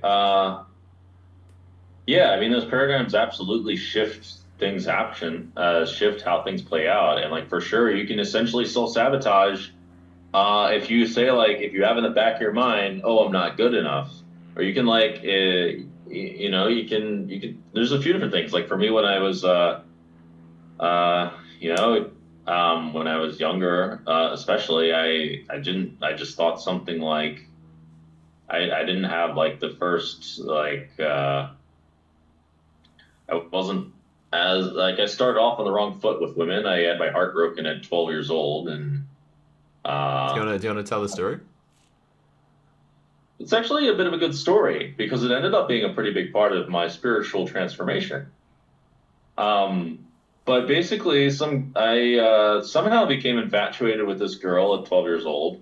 Neurodivergence, whatever. She broke my heart. I thought God was punishing me. Was she 12 as well? Maybe 13. Okay. Yeah. I don't know. Yeah. We were in the same school, so I presume we're about 12 years old. But basically, it was very, very painful. I didn't know what to do. I was in a Baptist school at the time. I thought that God was punishing me. So this caused me to read the Bible twice and to get this kind of information going on in my head. Wait, the whole Bible? Or just I read it twice, yes. Like all of the 60 whatever books? Or just the... Holy shit. Yeah, I read it twice. I actually read the New Testament in an additional time after a certain event happens, which I'm going to get to. So basically, at some point, I actually have this phase of when I become a bit sanctimonious in the sense of like, oh, like I want to be a missionary and I want to be I'm going to follow the path of God and all this stuff. And it's quite obnoxious at some point. I'm like being self-righteous and like sinners, like, I can imagine 13-year-olds kind of asperging Dan just being like, fucking anyone that isn't me is a fucking dirty sinner. Dirty sinners. And, I'm like condemning, I'm like kind of like, I had the embodiment of like someone who's jealous and is so like using shame against like, affection. It's like, sinners. Dirty filth. But also I wasn't getting any. He was this 12-year-old bitter cunt. You were like the mini version of a lot of Catholic priests. Yeah.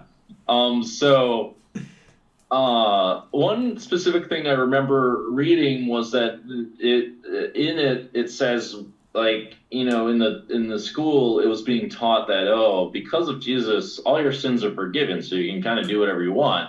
And then when you're reading it, the Bible essentially says you gotta like actually walk the path of what Jesus did, not sin, and do good in the world. And I like specifically pointed this out in school because it was like, actually pretty sure it says you're supposed to do good. That's one specific thing I remember. At some point, the rational side of myself starts kicking in, and I start asking lots of questions, and all these questions keep coming, like, what is the devil? Why is there evil in the first place? Like, why did God create evil? Which, by the way, I sort of answered with a different perspective of evil. Maybe that you can agree. Your thoughts are, your thoughts are always welcome. Thanks. I've thought a lot about all the answers to these questions. What about the angels and blah, blah, blah, and et cetera, et cetera. So I just basically asked a lot of questions. The inner skeptic came out. And at some point, around the age of 15, I basically said to myself, I came to the conclusion, I don't know what's true, but if it's got to be true, it's got to work out logically. That's the decision I came to. And over time, I kept these subjects in my head, and I wrote a lot of secret thoughts to myself I didn't really talk about too much, like about various certain kinds of ideas and things that intrigued me over the next bunch of years. And then one day when I was 29, it just sort of hit me that I was watching this movie about this guy who did this beautiful thing that self-sacrificed himself in order to solve this like circle of conflict. And all this time I was imagining conflict as sort of like circles, like you yell at someone and maybe they'll decide to be the bigger person and step down, or maybe they'll decide to yell back at you, and then you yell again, and then this is how conflicts form. And this is one of the topics that I wrote in my notes, is like the cycles of conflict. I imagine them as like circles, but basically this person, the movie is called The Looper. This person sees that the cycle of conflict of there's like this guy, a future version of himself with a gun, pointing it to the mom of a baby becomes the future version of this crime lord who now like uses his power to like destroy, like really manipulate the world, etc. And the younger version is saying, I see it now. I see this loop of conflict. And this kid is essentially creating this mass evil because of his mom getting killed at a younger age. And this is like traumatic for him. And then he decides, okay, I'm going to end it all. I'm going to shoot myself. And he says, I close the loop. And at some point it hits me that essentially this is what Jesus did. He literally, he did this, but in a more metaphoric sense. He literally died on the cross, or died in, presuming he had power to change things. We don't know if he actually had miraculous powers or not, but I did realize there's a certain miracle right in front of our eyes. But basically he died or was killed, or however you want to put it. And through that action, through his example of being a pure person, is like elements of self-sacrifice. He sacrificed himself so that the world might be saved. Literally, that was just literally what he did. And like, wait a second, this is this like clicking point in my head. This logic and religion align. This works. I'm like, what the fuck? And then what happens is, what was I going to say? The disciples, he had 12 disciples, and he had 11, and then Judas betrayed him, and then there's an apostle, Paul. But whatever this guy did, I mean, in my opinion, what they did next was basically a miracle. These guys devoted their lives to making this guy's vision a reality, which not easy to do, to influence people on that level. But because of those guys, that's a big reason why Christianity is out there today. Many of them got crucified as well. Like, it's the big moment in history. There's lots of like persecutions in the early days, et cetera, et cetera. But because of this dude's sacrifice, it ended up creating this like worldwide change that changed the world forever. And for the sake of perhaps so that humanity might be saved. And those negative actions, those ineffective actions that are essentially versions of short-term gratification versus long-term gratification, all seem to have the same pattern of what sin is. That's what sin tended to be, the sex being the most difficult one for me to get around, but whatever. They often talk about promiscuity. Looks like there's such a thing as it, as you implied. But anyway, because of this, I was like, well, maybe the other stuff in the New Testament and the stuff that Jesus said makes sense too. And so I reread it, and I just had an open mind about interpreting it a different way and keeping in mind the the way things were back in those days. A lot of it makes a lot of logical sense. He makes a lot of logical points, and like, wait a second, this all makes sense. And I'm like reading this, and then parts of that align with parts of the Christian religion effectively align with the Hindu religion, and I'm like, okay, that's kind of interesting. At this point in time, I learned of the Hindu religion. Buddhism is also kind of along the same path. And I'm curious, well, maybe there's other religions too that kind of align too. It's kind of weird. And then there's a part that I skipped over actually, which is basically I realized something that threw me into an altered state of consciousness, which is like I realized sort of like a collective group of pathways in which people will kind of do something like this to get to the point of collective enlightenment, if that makes sense. It was as if essentially the universe is using many different methods to reach out to different people to get them along this kind of path, you can say. And that's when the path towards, as I said, collective enlightenment, and that's when it blew my mind. And then I entered this altered state of consciousness ecstasy for 4 days. I was literally in ecstasy without any drugs or anything, and just thinking I had like these many different revelations that added more stuff to my thoughts, and I realized an overarching pattern in all my thoughts, and I'm like, whoa, this is like pretty crazy of a coincidence. And a lot of things just make a lot of sense now. And from this, some goofy things happened. I talked about some deep topics at the poker table, pissed off some people. Been there, my friend. Yeah. And asked some deep questions like people don't like deep questions at the poker table. There, a lot of people I found that anything that goes below the surface of just fucking arbitrary nonsense, that they get deeply uncomfortable. Yeah. So, how old were you when this happened? Sorry. 29. How old are you now? 32. Cool. And do you feel like the experience that you had was like a genuine experience of like an intimation of something along the lines of on your path to enlightenment? Do you look back and see it now as like a rational? It fucking was. All right. It is a massive part because first of all, a guru of sorts actually did appear shortly after, incidentally enough. I also there were some things that you could say were like synchronicities. For example, in my notes I was writing, I wrote something like, okay, I can think of many situations in which paradoxically, logically, love is superior to reason. And then I was reading some book where they like literally had love above reason. And I was like, oh, that's interesting, as like a higher state of existing.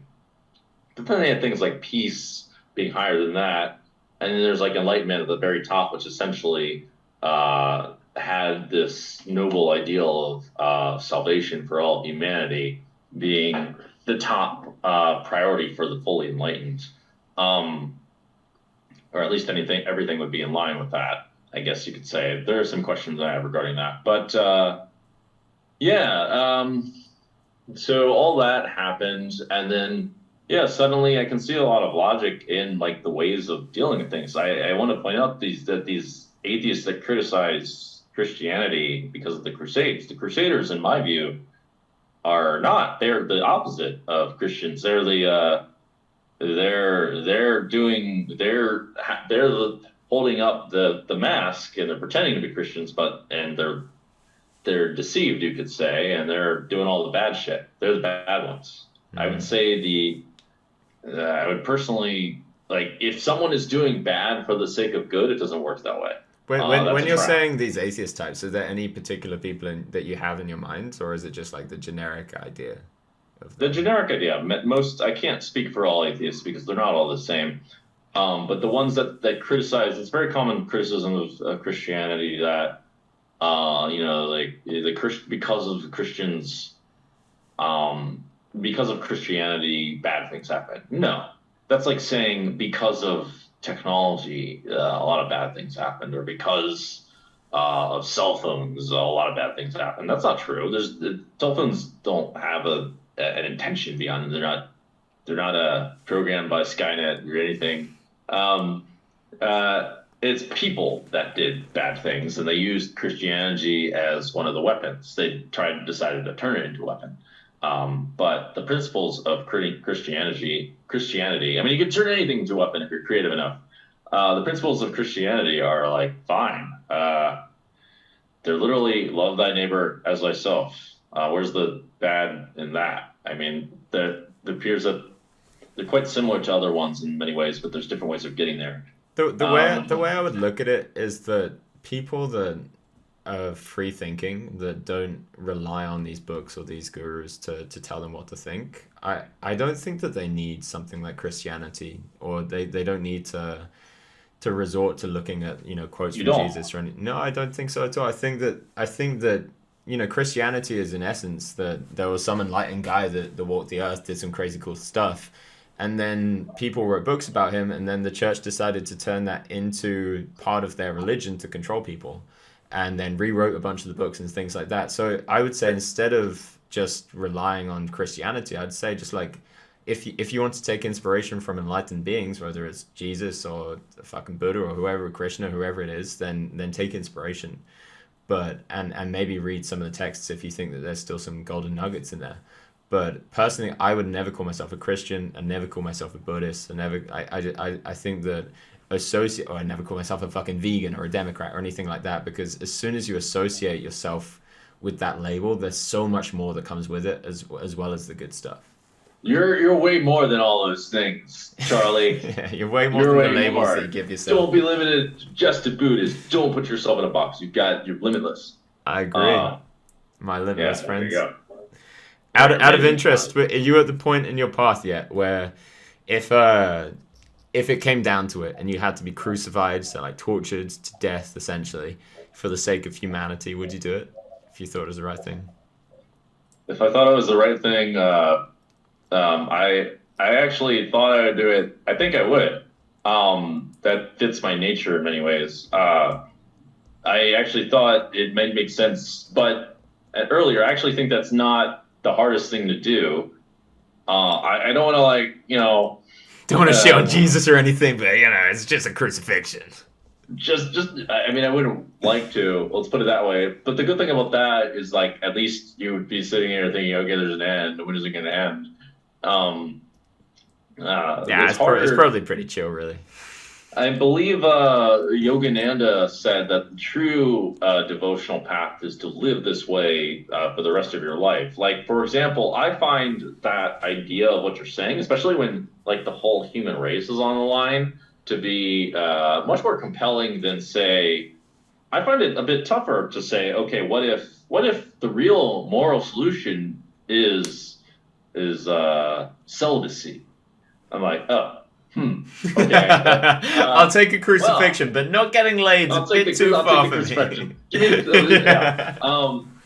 What if the real moral solution for being sexual is like straight up monogamy and celibacy? What if it's literally like as it's been suggested, it's literally like the long-term strategies of like women aligning with the short-term mating of women align with the man's mating strategy, and it's one man, one guy. I suspect monogamy would solve a lot of problems.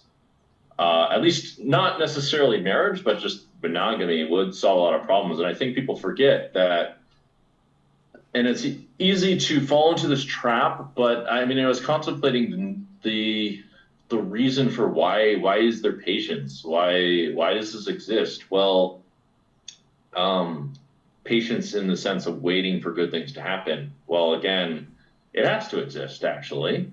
A lot of these things seem to be required to exist because, as people have experienced firsthand, I mean, even if you don't need to understand the nature of how things work, as you ascend to higher pleasures in life or whatever, or just feel more pleasures in life, or you have more money or whatever, your baseline changes of what makes you happy. That's because what makes you happy, or makes you feel good, I should say, what makes you feel a certain way, that emotion that you're actually chasing, is just a difference in your state that you were in before. It's just that it's the difference that you're chasing. It's not the actual thing. Like we're just like whatever.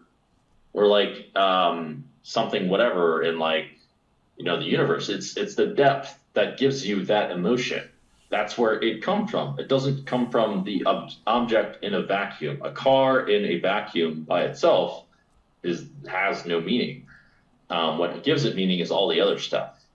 And so it's sort of patience is a part of this that people don't see as a necessary part of the equation, because if there's no waiting, there's no difference. Do you see what I mean? There's no, like, for waiting for something good to happen, there's no difference. And again, I'm still technically a hypocrite because I'm not sitting to you as an enlightened being. I'm seeing you as a guy who every once in a while has a snack, and still is incentivized a little bit too much by women. But this seems to logically work, and it may be the case that delaying gratification more, but to make the difference feel better may actually work out in a way that is better than people's current modes of doing things, if that makes sense. And this is one of the topics that I wrote down, is can we actually analyze all this? Can we analyze these different possible life strategies of sorts and look at the possibilities that of the payoffs of the emotions that can be experienced? And even Sri Yukteswar kind of got at this very subtly in his book. He wrote down some very smart things. There's one thing he really wrote down that really resonated with me, that really blew my mind. What was that? You can see a lot of principles play out. But first, I want to say he was talking about how many of the people who chase after these superficial emotions miss out on the deeper pleasures of life. And so what this implies actually is that there's all sorts of things that can be experienced that are deeper versions of pleasure. First of all, there's all sorts of emotions and things that are worth chasing. But if you're always zoned in on these things that are very, very immediate, such as, and there's a lot of allusion to this fallacy, by the way, such as eating a snack whenever you see it, then you won't be able to see the possibilities that lie beyond that. How How much joy do you get out of the small things in life? Like if you were to look at a sunset, or if you were to look at a flower, or if you were to listen to music, does your body sometimes fill with joy, or is With it music ecstasy? specifically, I have more of a connection to music, and it intrigues me because it's so mysterious, and my music taste is a little bit different from everyone else's. From a flower, I mean, if someone could point out to me the beauty of a flower, I would be interested. I wish that I got more joy out of smaller things. I think I like I said, I'm not perfect. That's something that I had from being with Hannah. Whenever I was first with her, I could have walked down like a beautiful rainforest and not really even noticed anything. And now after being with her, like I can't walk down a fucking street without her pointing out something beautiful. And just repetitive action of that happening is given me such a deeper appreciation for the small things. And now I can look at a flower, I can look at an animal, and my body's just filled with so much bliss, like more bliss than I ever would have got when I was like 22 from having sex or winning a huge poker tournament or anything like that, from just a really, really simple object. And that comes from mindfulness, it comes from observation, and there are people out there that will have like 20x as much bliss that I have from looking at a flower. And Well, that's alluding to what you're saying, like they've found a way to kind of structure their way of existing to make life better. a couple things. So I felt the opposite from sex. I can say that. I felt essentially the opposite sort of expression or experience of I felt this weird thing of like, oh, I want to actually do more work. But who would have thought? And to maybe chase after these like longer term pleasures, you could say. I would like to experience that from looking at a flower, etc. I don't think I feel it as strongly as other people. Perhaps I'm not as connected to nature as other people are, but I would like to. That would be great. It would be great to be able to feel that all the time. That's one example, I guess you could say. Or I would say that you have to get to a very not a very esoteric emotional state in order to feel that, is my personal guess. I actually I just to catch that, I wouldn't call it esoteric. I'd actually call it just natural. I think that it's very unnatural to be the way that I was most of my life, which was disconnected from my emotions. But like if you look at a baby, you give a baby a flower, it's the happiest thing you've ever seen in your life. Well, what I'm saying is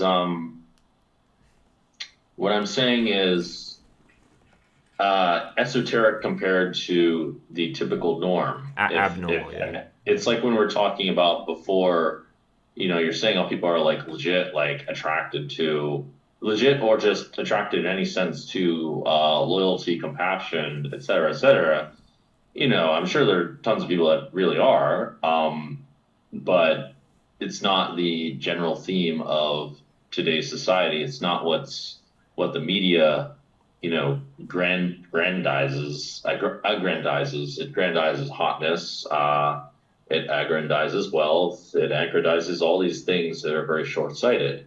And yes, it's not so hard if you look deeply into it to see that loyalty and compassion are actually much more valuable traits than how hot someone is.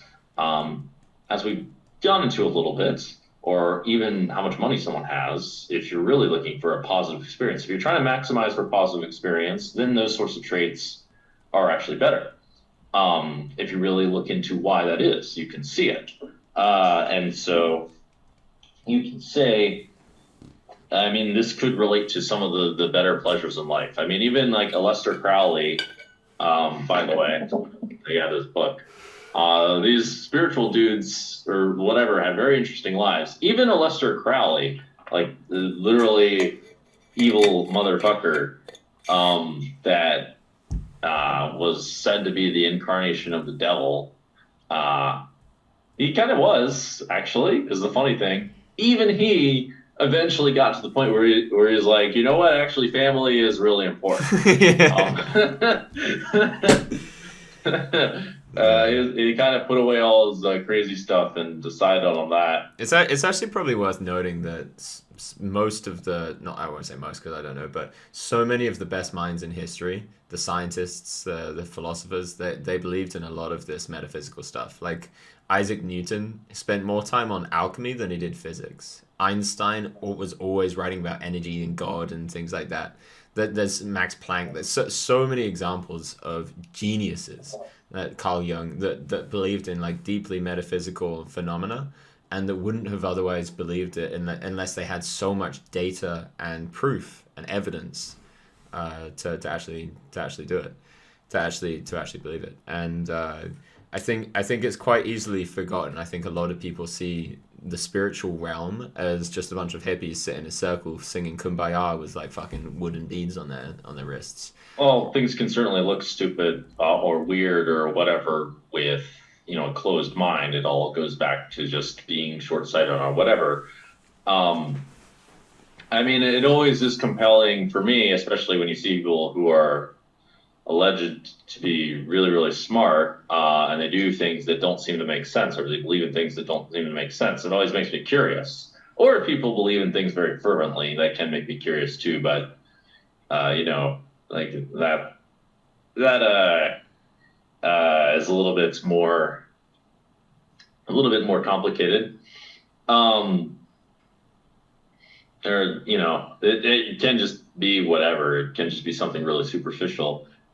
It's kind of like when you're playing poker with somebody and they're supposed to be good and they do something that doesn't look like it's supposed to be good, but you can't really 100% rule it out. You're supposed to likely investigate as a professional poker player, which is a theme that many professional poker players don't seem to understand. It's like a meta mistake. That's such a good point. I literally made my living off people not being curious enough about my my quote unquote unorthodox plays.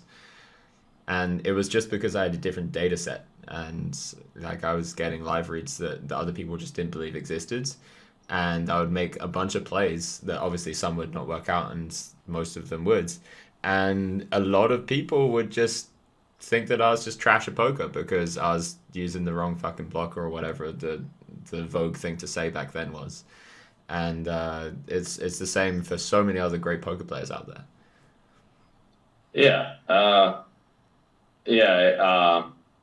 Forget what I was going to say. I was going to say, yeah, that can absolutely happen. Actually, that would be a great opportunity to capitalize on.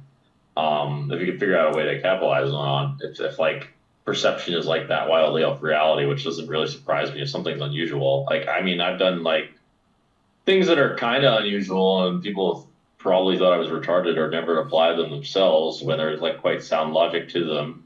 And I'm just sitting here thinking, like, how can these people like make this level of basic mistakes in things that I didn't search that hard for?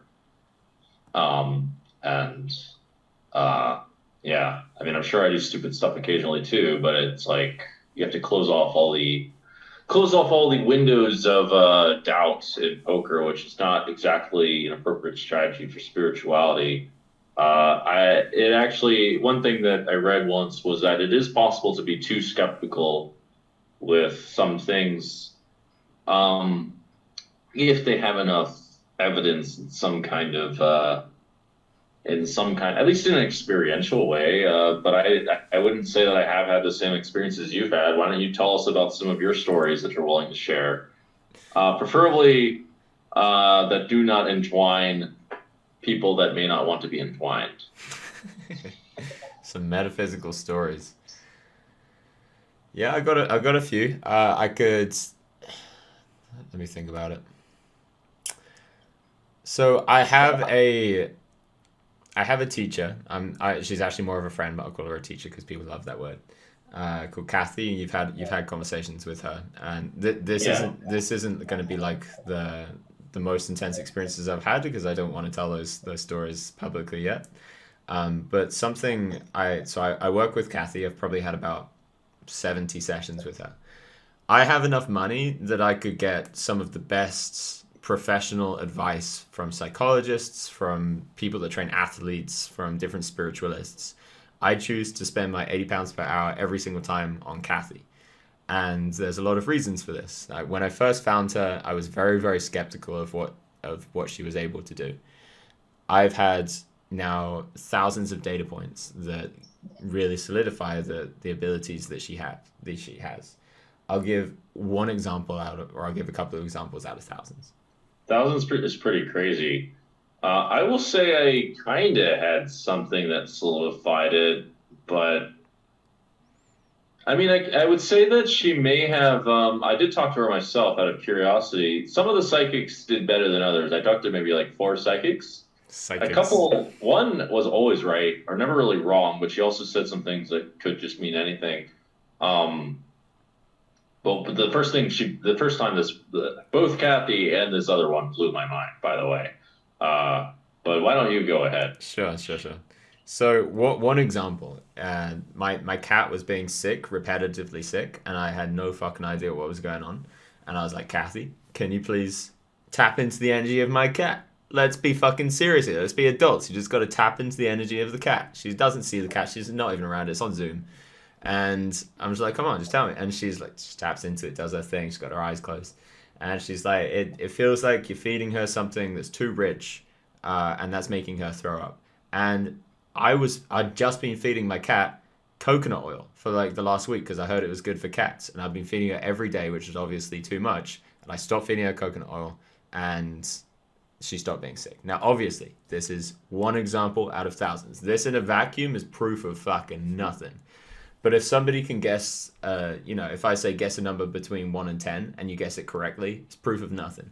If you guess it correctly 999 out of 1,000 times, then that's proof to me that you have either a way of cheating or you have some kind of psychic ability.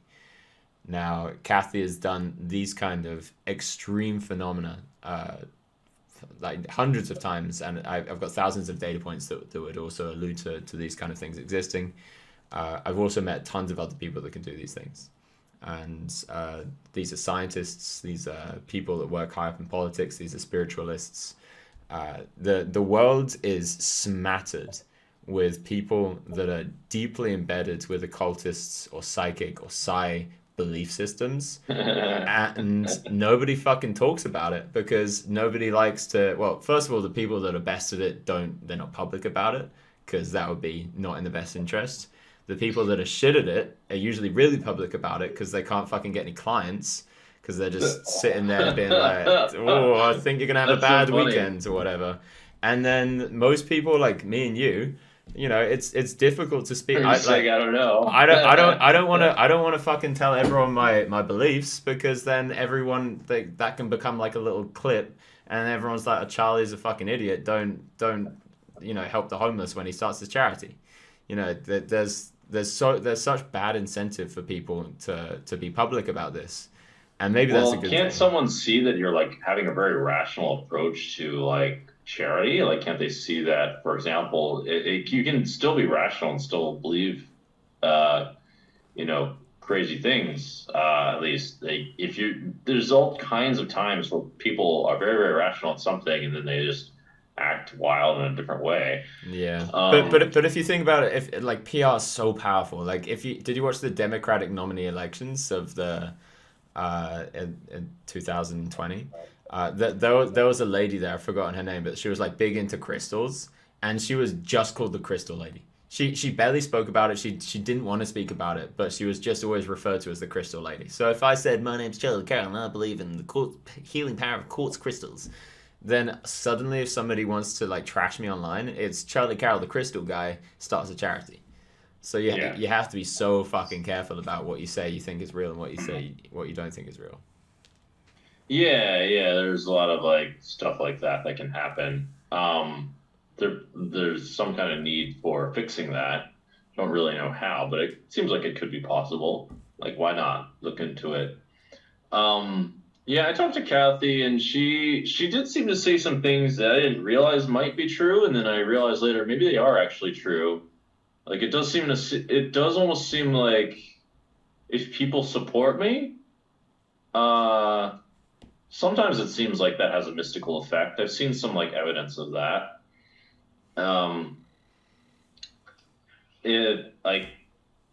She said something like that in a different way.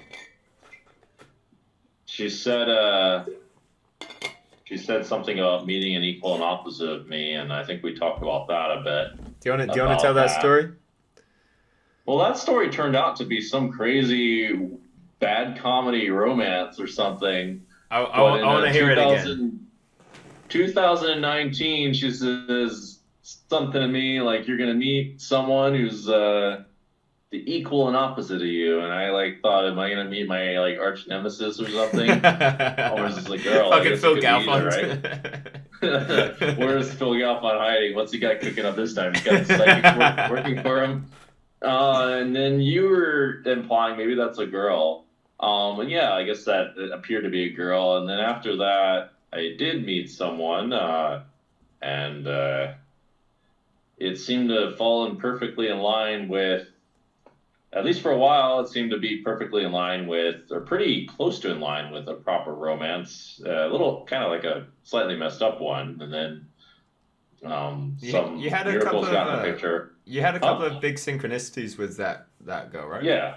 Well, the first one that happened was I saw something very close to her name in a tarot card, and a friend of mine kept calling her the name that I saw in the tarot card, and he kept like calling her this name, and I'm sitting here thinking, what the fuck? And then I see the name in the tarot card. The universe has brought to you true love, and I'm like, what the fuck? And literally dating this girl, or whatever you want to call it, at the same time. And I'm like, all right, I'm going to go pursue this. And the frustrating thing was, for a while it goes well, and the frustrating thing was it seemed to fall apart, and it has this like awkward seesaws up and down for many months. It turns into basically a toxic relationship of sorts, where I'm like, I can't let go because it looks like there's always hope, and it keeps like shifting back and forth, et cetera, et cetera. And then it's like I kept getting reminded of her in accidental ways. I like see her profile on Tinder, or like I'd like meet like this fucking dude that slept with her. I saw in his book of conquest, because he advertises them, her picture. I was like, what the fuck? Wait, what do you mean by conquest? Like people he's fucked? Yes. But he has like a dating. We met this guy. He's very successful. He's got a dating thing online. And he's got actually. So his book involves pictures of girls that he slept with. Yeah, I don't want to like hurt his name, but I mean, I guess well, yeah, because he's using it as that's marketing. his book. I'm sure it's fine. Well, I mean, he's very, very successful with women for sure, and he's very, very, very successful. Period.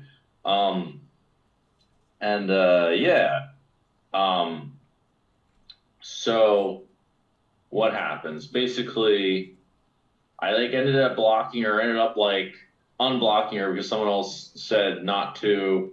There were some other kind of funny synchronicities too. Like we both ended up dressing. It turned out that this was the case.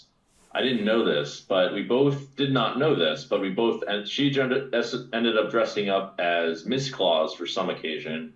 I didn't know this until later. And then I ended up dressing up as Mr. Claus for Christmas. Does that count? But anyway, I don't know. Honestly, that's not the biggest synchronicity. Not at all. Not at all. It's a crazy thing. So at some point, we block on block. She actually comes to one of my parties that I'm hosting in London, and then which is unbelievable. I ended up throwing basically at the time the biggest parties in all of London. My goal was in fact throw parties to rock London, which it was a pretty easy goal, at least at the time, because COVID was going on. Hashtag cancel Dan. Yeah. Did you not know that people were dying out there, Dan? And you're throwing parties? No one got sick at my parties. No one. There were no issues. That's what's weird. Congratulations. What are the chances? Yeah, it's wild. Anyway, so I'll like fast forward a little bit, but basically I was about to fly away, then like some dude like calls her up, a friend of mine calls her up, and apparently she had some doubts or something, convinces her to go out with me. Everything's like works out for about a month and a half, and then she flies away. She's from New Zealand. And then And then she comes back. Somehow, in about a week, it's over. After 4 months of waiting, that was nice. And after all the seesawing in the first place, that was like probably one of the worst things emotionally I ever experienced. Absolutely devastating. And then like somehow 4 months later, I decide to question her story because it's spinning in my head, and if something doesn't make sense, it just spins in my head. It kind of makes sense, but I don't really know. And I decided to, for various reasons, to ask. And it turns out basically we're in Venice at the same time. In Venice, the city, like the actual city, for two totally different reasons. I was there for the Venice Film Festival. She was there because her best friend's birthday was there. That was incredibly That's a bizarre. pretty legit one. As Synchronicity. Yeah, that one's like seems pretty outrageous. In my point of view, like that's like she wasn't exactly running around traveling, and that was like her one trip that she took. She took like 3 trips over 2 years, and so that happened, and then and eventually we got back together again, at least briefly, basically in Lisbon. A little bit of a long story, but things worked out in some kind of way. And then this one thing that was very, very strange happened was she just for some reason blurted out the name that I read in that tarot card, just for no reason, and I'm like, what the fuck? That was probably the craziest one. And you never told her about the name. I did tell her about the name, actually. I didn't tell her why, though. I didn't tell her because in my back of my mind, I'm thinking maybe blah, blah, blah. But I did tell her, you said this name, and she was like, oh, this is No. my... I mean, you didn't tell her before she blurted it out. No, I did not. Okay, just checking. I didn't give any kind of whatever, because I don't, it's also kind of weird for like a guy to be like, soulmates, blah, blah, blah. Or, in this case, apparently it's more like there's something like a twin flame connection, which is actually deeper than the soulmate. And maybe that's true. I don't know. But like, it ended up being basically a bad comedy. Like, one funny thing I realized, she kept like doing these things that would be really, really triggering for me. Like, I view myself to be, I view myself to like try to embody truth as much as possible, for example. And, I really believe in it. And she like essentially, there's like something I did that could be construed as like sneaky, because I wanted to find out the truth regarding her about some things, and some parts of her story didn't seem to add up. I don't know if it. Oh no, you didn't like sneak onto her. You didn't like go onto her phone or anything, did you? No, nothing at all like that. Oh. What I did was I just wanted to meet this guy that we had mutual friends with, and that was a big fan of mine. And in part of my mind, yes, I had the intention of finding out about this thing, but I'm like, why not meet this guy? He seems like a good guy to meet. We already have mutual friends that she seemed to have something with. Also a bit of a coincidence, I guess you could say. But yeah, I just thought it'd be good to meet him. Like, I'm happy to meet big fans. I'm happy to meet fans. I didn't think, and at the time we weren't even like, I didn't even know I was ever going to see her again. I still don't know. So I was like, whatever. And then she comes one day with a few complaints. In my view, let's say 3 complaints. 2 were not valid and 1 was valid. I remember this.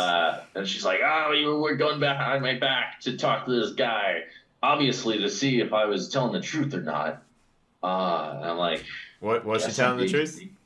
Huh? Was she telling the truth? I don't know. Oh, you still don't know? Damn it.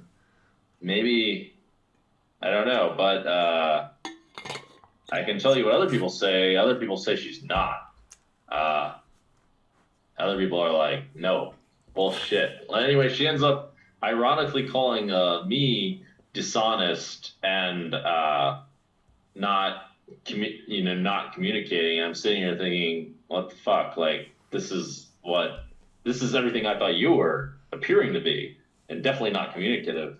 And I'm just sitting here like, this is the most tilting fucking thing ever. But maybe that was just like facing my own like issues because Wait, just for a sec. How are you feeling right now when relaying the topic? so I'm feeling less. I was really feeling a lot of anger towards this because in my mind, this was like the epitome of hypocrisy. This was like complete fucking bullshit. I thought she was even not being honest about the way that she was coming at me. I thought maybe she just wasn't that interested, and now she's like basically using this as an excuse to push me away. She's like saying, "Oh, you're dishonest." Is the irony is I thought she was being dishonest in this exact moment, and she was unaware of it, and like unaware that our communication was like fucking awful throughout our experience from my perspective. It was just like, what the fuck's going on, like the whole time. Um, like when when she was in New Zealand, they were on like really good terms. It was not clear that she was coming back after like 2 months. I didn't know. Are there any other emotions apart from anger? Yeah. So I decided, well, maybe I can get to a place of compassion with this because what I ended up seeing was that, I mean, it's kind of gone back and forth. I mean, I'm just telling you my initial emotion or an emotion that I had to deal with that through a few things that she did that I found to be very, very unfair. Um, but But the sorry, consensus. just before we move on, I guess what I'm trying to dig at is like, do you feel that there's like a part of you that's really hurting about this? Now I'm not hurting as much, so I'm getting to that. I try to look at it for myself as like this isn't really personal, and like because of the fact that I tried so hard to understand her and to believe that she's actually a good person, she fundamentally is in the sense that she means well, whatever that means. But I tried to understand her well, like why, what is going on here, what's going on, blah blah blah, like why is this happening? And it's like, oh, maybe she's had a rough childhood and things like that. And maybe because of all these kinds of things, all these are effectively like strategies that she's been preconditioned to that that they were end up basically hurting, even though in actuality they're just like versions of trying to control, or trying to control and defend herself or whatever. And she's actually doing all these things that look like shitty behavior, and end up manifesting as such. But here's the reason. So in a sense, I was like trying to find the pin that was causing her all this pain, and like not far from that is the state of compassion. But So what's important is that. just to before you move on, it's like for me, and I've been through really really similar things actually, and I know how painful these like constant up and down hot and cold things can be. The way that I've found to really come to terms with these kind of things is to first of all like really deeply feel the pain that's kind of lingering often beneath the anger and beneath the whatever other emotions, and then just to hug it, just to heal it, just to soothe it, and then so much. For me, it becomes so much easier to be able to then look at these situations. You don't have to like intellectualize it. We don't have to analyze it. We don't have to like specifically understand exactly what happened in the childhood, whatever, for her to act like this, because now our hearts or our emotions are a lot more at ease. Everything just feels a lot simpler, a lot easier, and you don't need to use the intellect to try and reach a place of compassion. You can actually reach it through an emotional way. Okay, I can see how what you're saying makes sense, and maybe what I should try to do is try to investigate through experience that feeling of dealing with things. By the way, that's a way that a lot of people do, in fact, deal with a lot of pain is through hugging. This helps. This, by the way, many women, for example, if they're in pain, one solution is to hug them. That helps make them feel better, even though, like, whatever, there may be some logic that might work with me or whoever else. Or make that feel better. I tend to work differently, but maybe that can also work for me. Maybe Dan just wants a hug. I've never really been in that state, but it can be helpful. I can see. Also, I want to propose a potential way for guys to understand the psychology of women. I'm not fit to discuss that. I take that back. I just my own personal way of looking at things. But anyway, so. what was I gonna say? So the point behind all this is, well, at some point I started thinking in my head, well, maybe this isn't just unique to her. Maybe this is just the case with everyone. Maybe just everyone's shitty behavior is just like a like a thing that is just to happen to be like a negative permutation of whatever, and this was just how it like manifested. And maybe I've just been like looking at her through rose-colored glasses the whole time, and maybe she's just not turning up as a good person. I like when you're explaining this, you turn into like a But maybe barista from she is a LA. good person still. Maybe just everyone else is like this. And I'm like, maybe like this is like the epitome of a part of like a big realization for me, as I was like anchored to like try to understand what was going on and to really believe this. So I was anchored towards like compassion and towards understanding, because I had this like massive incentive. And this like maybe it was like a big way in working towards my spiritual development. Yeah.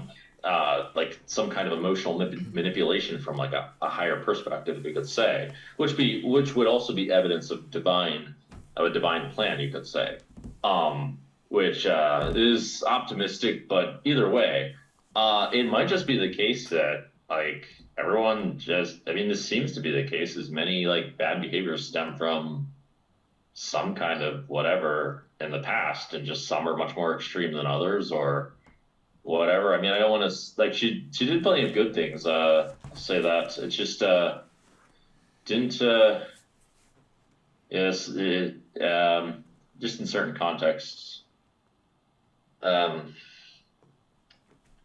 not be interpreted positively. But what I was trying to get at is like maybe trauma is also just a label.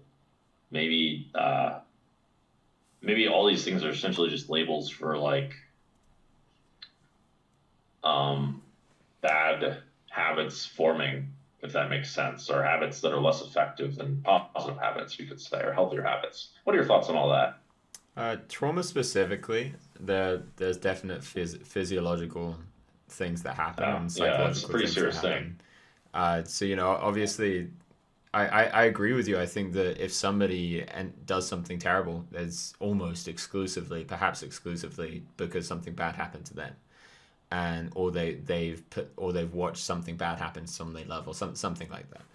And so, you know, if you find somebody that actually, I met somebody, I spoke to somebody yesterday, and she said that she witnessed loads of violence when she was a kid in her home, and she ended up, it was from like an ex, her mum's like ex-partner towards her mum. She ended up then mirroring that and becoming really violent and trying to beat people up. It was kind of funny because she's like a really small girl, and that was like By the way, sorry. I wanted to say that something like this does exist in many parts in Africa where they're very war-torn, etc., and it can manifest as versions of bloodlust. There's a book called The 10 Types of, what's it called? I think it's called The 10 Types of Human. I think that you would like this book, but it goes into various extremes of things that happen in all sorts of parts of humanity, the world of humanity, etc. 10 types of... Yeah, something, 10 types of humans, something like that. Go ahead. And I think that it, like, you having that experience with this person, the girl that you have a really deep connection with, is really powerful, because now you can, it's incentivized you to understand the pain of others and the reason that other people act out. And that can then help you understand other people. Like, you know, you might not be able to directly relate to somebody that, you know, raped and killed somebody, but now you might, through the proxy of that person, be able to at least have some compassion for that person. Maybe they were sexually abused as a child, and they handled it terribly and then ended up doing something terrible themselves. And for me, it's so important as a society to be able to have as much love and empathy and compassion as we can for people that are doing bad things, whether it's on a minor scale, like being dishonest to their partner or cheating, or whether it's a major scale, whether it's like murder. Obviously, you still put those people in prison. You still, you know, get them away from all the other people they want to kill. But at least if we have compassion, we can have conversations with them that are inviting them instead of just discarding people. Like the way that people speak about people that are cheating in relationships, it's like they're the fucking devil. And it might be just a 22-year-old kid that's seen their mum and their dad cheat on each other countless times and just feels that that's the normal way of doing things. And or sees their friends doing it and their friends saying like, "Oh, everyone cheats," and yeah, that kind of thing. Have you ever done anything like that? Have you ever been unfaithful in a relationship? I have, but I've confessed, and I also the other side wasn't. There's some shots fired. Let's put it that way. The other side. It was a war We out came there. to terms. We're cool now, actually. And then I also said like, okay, well, we're gonna have to make this an open relationship. There's a lot of like factors that made it very easy to do it. Let's put it that way. And I did admit guilt. So Congratulations. confessed sins and tried to make them right. And I think I did. Well, you never know. I feel like I paid for them appropriately. Do you feel like having gone through that experience, you're now less likely to do it? Yes, for multiple reasons. So, yes. And another thing I'd like to add is through this other girl, I kind of realized the one we're just talking about. I realized she kind of showed me what I was like actually as a partner. There are many things that she did to me that I could at some point in the relationship with someone else I did, and I was like, oh, is this like justice? Is this what's going on? And I was like, okay, well, I guess I was bad. I'm gonna have to change that. Well, it looks like I was quite bad, and then I decided basically to uphold certain levels of morals and a number of things, but also to just basically committing to be a better partner, because I think that's a dimension that many people don't really understand is a valuable one. And this, by the way, was one of the reasons why I persevered so much with this second person as well, because I thought, she just reminded me so much of myself. She just like was able to she had the unique awareness that I had to see when she's good. She just was oblivious. She didn't like mean to be bad. She just was in her own fucking world and just doing her own shit and just not really like, didn't really have the value of like, it was like weird. It was like, she just wouldn't know how to like, she just didn't know the right way of treating people in a lot of situations from my point of view. She did a lot of things that I used to do, such as when someone appears to be unethical, like just going up and blasting in their face, which is not what you're supposed to do. And that was one that just like I remember doing that myself. Yeah, it's pretty annoying when you're not actually guilty. Yeah, it didn't work, unfortunately. Well, whatever. Or at least it hasn't worked so far, but you never know, I guess. And yeah, it made me see other aspects of other people much more clearly, actually, that I didn't see before. Yeah, so I grew a lot from it, you could say. I feel like I was going to add something, but I don't remember what it was. What are you looking for in a partner now? Or if you're looking? Well, that's a nice thought. Ideally both, obviously, both the attraction and the I'm assuming we're putting that aside. Obviously, you want them to be hot. I get that. I feel that. But Yeah. What else? What else are you looking for? Well, one thing that I've kind of come to the conclusion to is at least like not making me have to like constantly wonder what's going on in their head, because this is like impossible to figure out.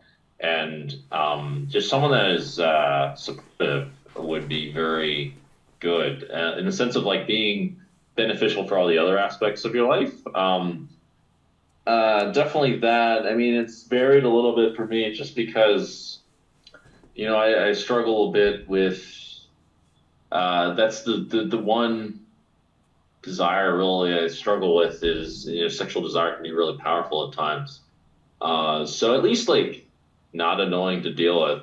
I would say, um, more and more I've gotten to the point where like I don't want to like have to play games. At least make it easy, just simple, so I can like focus on other things. Like that's really valuable. Like being fair.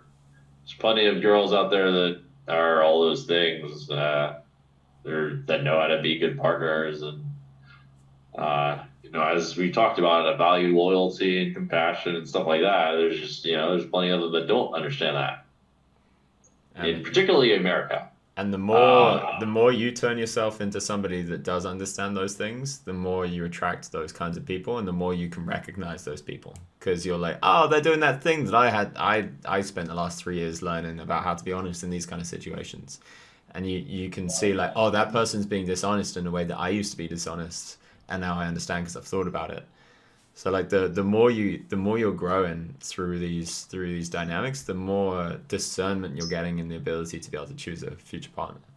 Yeah, that seems very true. What I want to add is you still need to like find places where these sorts of traits exist, and kind of related to this, and a bit of an epiphany I had was even like dealing with business partners and things like that, like dealing with ones who've demonstrated proper morals and things like that is like much more important than dealing with ones that are big. It's actually better. So if you deal with ones that are big that don't have proper morals, guess where those not so proper morals will land on? You. And if you just have the mercy of them, then you'll not be able to do anything. And it'll just be like this really annoying situation. And then you're going to go to your friends. And you're going to be like, oh man, I was doing business with so and so, and they're like so big time. And like, the conversation will start as like, this will look really cool, of course, and then like inevitably something happened where they took all the value and they didn't leave you much, and you're like, shit, they fucked me over. Oh, I got so unlucky, and like, man, or not unlucky. I didn't get unlucky. I'm getting so abused by people. I feel like you're speaking from experience here, my friends. Yeah. Okay. I did this very, very understandable mistake from my perspective, and then I like the funny thing was this person was a master manipulator. Was very, very, very, very good at manipulating people from my perspective. But like she wore her personality on her sleeve. I'm not talking about the girl. I'm just talking about the girl I'm talking about. The girl that I was dating was fundamentally a good person in my opinion. And actually, I would say, and this is why I stuck around. She seemed to like consistently make progress in the right direction. I said that. I saw it. She seemed to like actually care and like say, okay, I'm going to actually be a better person, sort of thing. This other person, it's a little bit of a different story. I would not say that she was as clearly. I mean, like this other person that I dealt with wasn't as fundamentally coming from this basis of I want to do good. Let's put it that way. So her ideas of morals were a little bit harder to dig into, harder to uplift, I should say. Harder to uproot is the right word. For me, that's already I wouldn't get into business with somebody that's like that. I just, whatever the offer is, I just bet no. Well, I didn't know that. I didn't know that at the time. But what I'm about to say is that she wore it on her sleeve. Like, it was not that hard to figure out. And what I should have done was, well, first of all, someone close to me connected us, and I trusted this other person's judgment, and that was probably not much of a mistake, frankly. And then this person connected me, yeah, and then there were some really clear red flags, and I just didn't really look into them as much. But in retrospect, they were so obvious, and I'm seeing this reoccurring pattern exist, basically. They all seem to fall under a certain series of patterns, I should say. They look very similar from a very specific standpoint. It's like basically it has to do with control. What sort of things that they try to control, and in particular, if they overstep boundaries in some subtle ways, it can be a really negative sign depending on what those boundaries are and how they do it, potentially. I mean, sometimes certain overstepping of boundaries, if we're really talking really subtle, or I don't know if boundaries is always the right word, because sometimes they're not clearly defined by yourself or clearly obvious, but more like doing things that cause friction. Let's put it like this. They're doing things that cause friction, and if they're stepping over boundaries that are very, very likely boundaries, they're very, like, common sense would say that they're boundaries. And if they're stepping over things like that, it's a very bad sign, I would say. If they're just doing things that are annoying, they're just probably going to keep being annoying, like whatever, and maybe you'll just deal with it. Do you know what I mean? What I'm saying is those things aren't that unrelated in that sense, but they can be very different in magnitude. This person that I'm talking about, by the way, she would brag about stealing, and she'd laugh about stealing from, like, a shop with, like, normal people. And to me, I don't know why this didn't, like, this. Yeah, I'd say that's not so subtle a red flag, dude. Or, like, there was the situation where, we were working with someone to get the luggage in our place, and, like, my wheel was broken of my luggage, and she was telling me to just tell the person that, oh, like, you broke the luggage. And I'm like, well, no, they didn't. That's not what happened. And then she said, it doesn't matter. And I'm like, I don't want to tell them that. But, like, things like that, I mean, if people, like, I maybe I'm wrong, but I have a hard time seeing people in power who do things like that and aren't ready to do that on a much bigger scale. No, Do you know what I mean? I think you're right. And for me, I'll only work with people in business, and I'll only, if I'm making friends or in a relationship, with people that are absolutely dedicated to truth 100%, that won't even white lie. Yeah. The smallest lie means that they're in the perception of themselves where they're wise enough to determine when to tell the truth and when not to. And I don't want to know people like that. Like, fair enough if you're lying for, like, self-defense, if someone's, like, pointing a gun at you and saying, do you have more money in your car or something. But in an interpersonal relationship, if somebody even does this tiny lie intentionally, then that for me, I'm out. I'm done.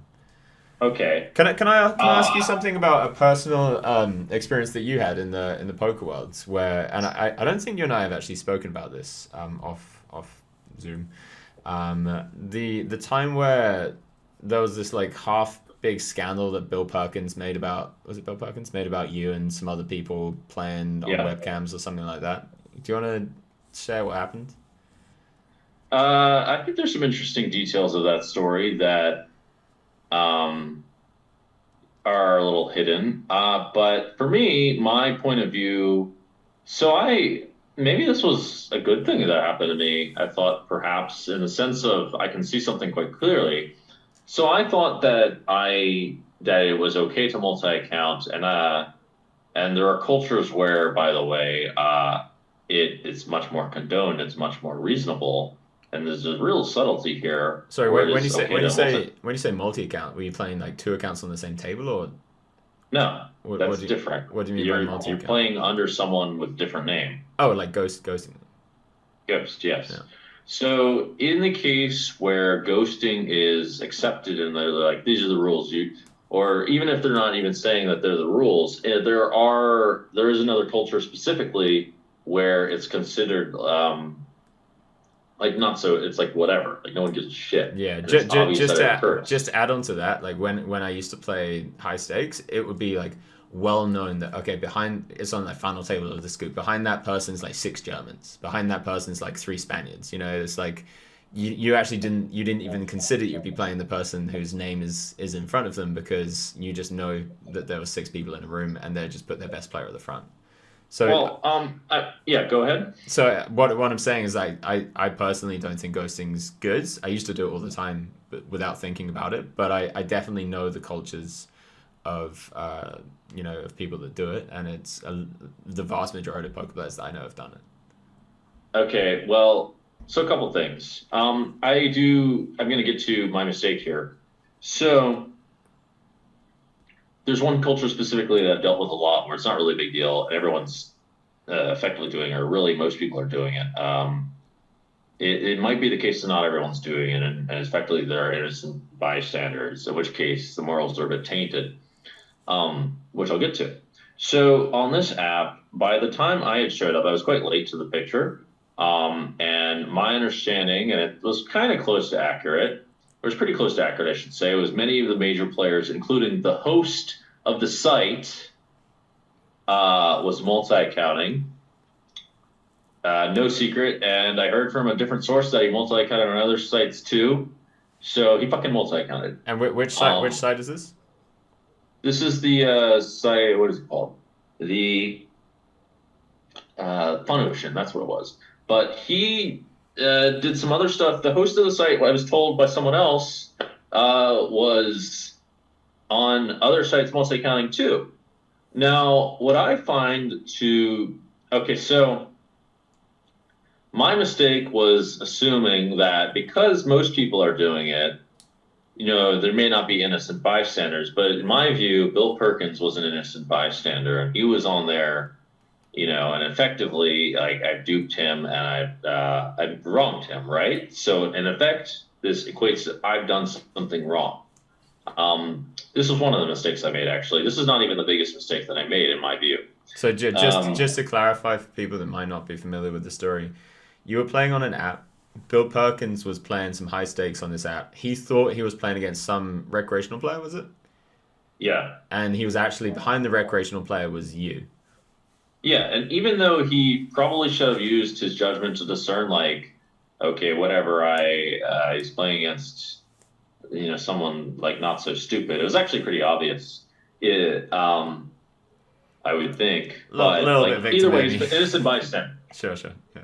I still equate this to I did something wrong because there's an innocent bystander in the mix, and now the implicit agreement we've all essentially gone onto is no longer relevant because it's like if everyone was in a gang fight and they're everyone's shooting each other, right? And one person turns up with a fucking knife is guys, what the fuck? Well, along comes a civilian who's we're gonna do, I'm gonna go to the grocery store. They get in the middle of a gang war. Now, they've done something legit wrong. It's something maybe not that extreme, but anyway.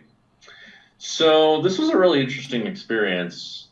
I would like to point out my biggest flaw, actually, which was Tom was on, and I thought, fuck him, blah, blah, blah. Wait, Tom's on? Yeah. Oh. Why fuck him? Because, I'm getting to that, just because it seemed like he was making my life really difficult to pay and whatever. Sure. And he knew that he was playing against some pro also. I've talked about this a bit. I no longer am of this mindset of fuck him just because he's been making things difficult for me. And so what I did was I played him through disguise, and funnily enough, I actually had one. I ran really, really, really bad and got destroyed. I don't know if this is some kind of weird karmic thing, but I later came to the conclusion that I was essentially doing the equivalent of, okay, now we're gonna have a knife fight where now we have a heated discussion and we're arguing and we're me and him were arguing or whatever, and it's not really working out. Not really getting to the situation I want to, and I've basically come along and stabbed him in the back is what I've done. And I'm fuck, actually this is quite bad. So I don't know if that was the universe punishing me or whatever it was, but that was the worst I ever ran against him.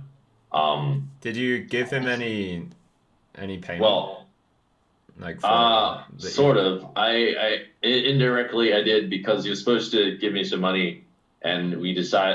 I believe we decided to factor that in. The correct thing to do in the situation is actually to pay him more, even though I lost a lot, Yeah, because for I'm sure. supposed to give him more money because I messed up. For sure. Like it wasn't. I'm supposed to pay him more equity, but he's made a number of mistakes too. The correct solution is to like even them out somehow, which is still not rectified in spite of him doing something. But I think in his case, he's one of these people that, in my opinion, he means to do well, and a lot of bad things have happened to him, etc. And then at some point, it occurred to me, even with him, like I shouldn't like keep like attacking him appropriately. I actually want to help him. Is in our mutual best interest is the conclusion that I came to. I shifted from being oppressive to like actually let me see if I can help you in some way, and that's much more inspiring story, and it's also much more it's much more it will lead to a better outcome. This is part of the solution that we're getting at. And one thing I want to point out is that while Bill called me out on Twitter, first of all, someone else told me that Bill's doing this not because he cares about justice, but because he just wants attention.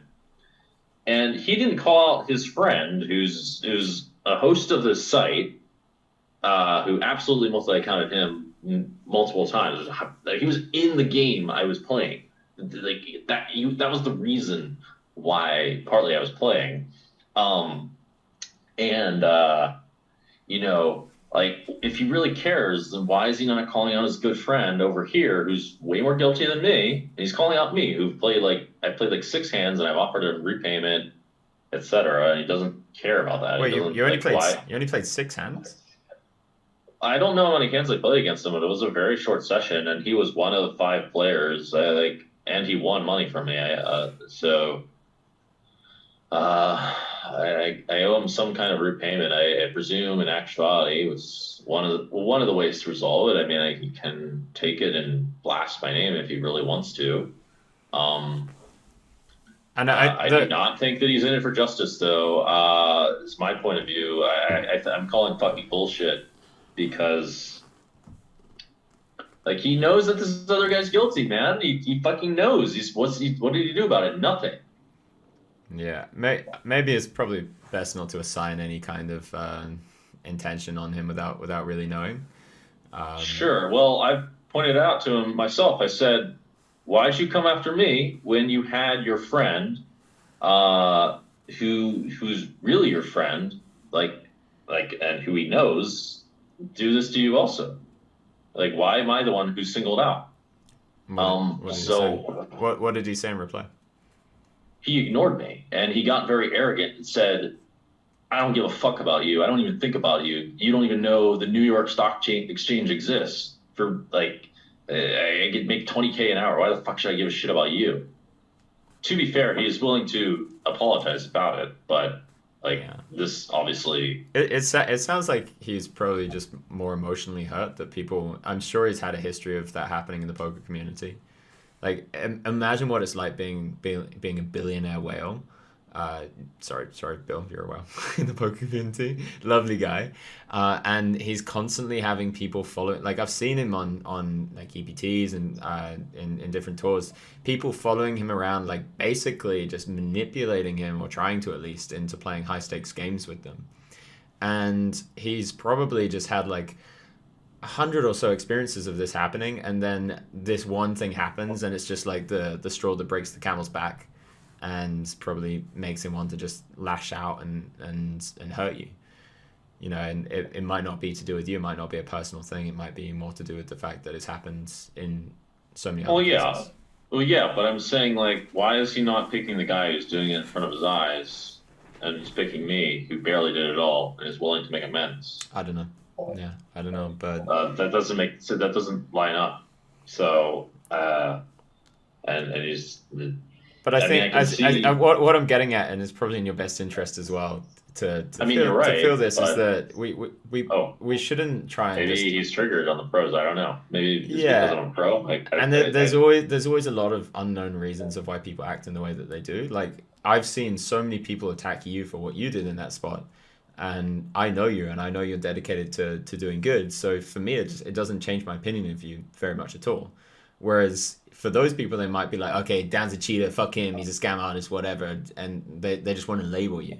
And I think it's really important, if we don't want to be labeled for the worst things that we did. Like I used to ghost when I was playing back in high stakes online back in the day.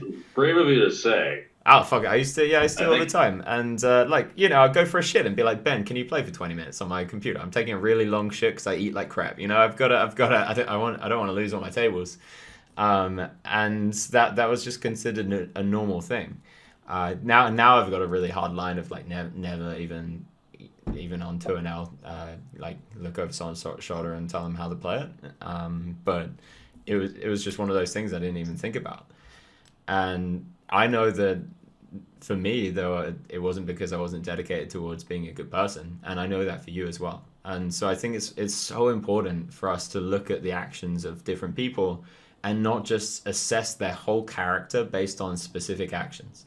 Obviously, Okay, if they're literally scamming people left, right, and center, we should remove them from the poker world. Like the fact that Ali got banned from playing, No, you're right. is fucking Actually, amazing. maybe I am being a bit reactive myself. I was even contemplating this. I did actually bring it up to him directly, and he just reacted totally to me in this arrogant fashion, which was very annoying. It was like I had just acquiesced, but back of my mind, I'm thinking, whatever. All right. Well, what do you advise regarding this situation with him? What do you think the appropriate? Maybe I'm jumping to conclusions somehow. I just I feel targeted in this situation. I was the least guilty of all the people who did multi-account on that app for sure. How long was the session you played against him, and what stakes were you playing? It must have been 300, 600, I think. I'm pretty sure that's the game they were playing. Hold'em? I think I played longer in the session than he did. I think he sat down for like a couple hours. That's about it. Was it Hold'em or Pillow? I can actually think of another innocent bystander in this. It'd probably be appropriate. Wait. What I'm trying to do is let's work out the EV you got off him. Let's just I would say just work out the EV that you got off him, double that number, give it to him, just like publicly say like this is a big mistake, here's some money. Oh, actually he said he would publicly like even say something. I tried to offer him money. I'm not even talking about that. I'm talking about all this other stuff. I'm like quite reactive or quite like I've got my period. I'm on my period about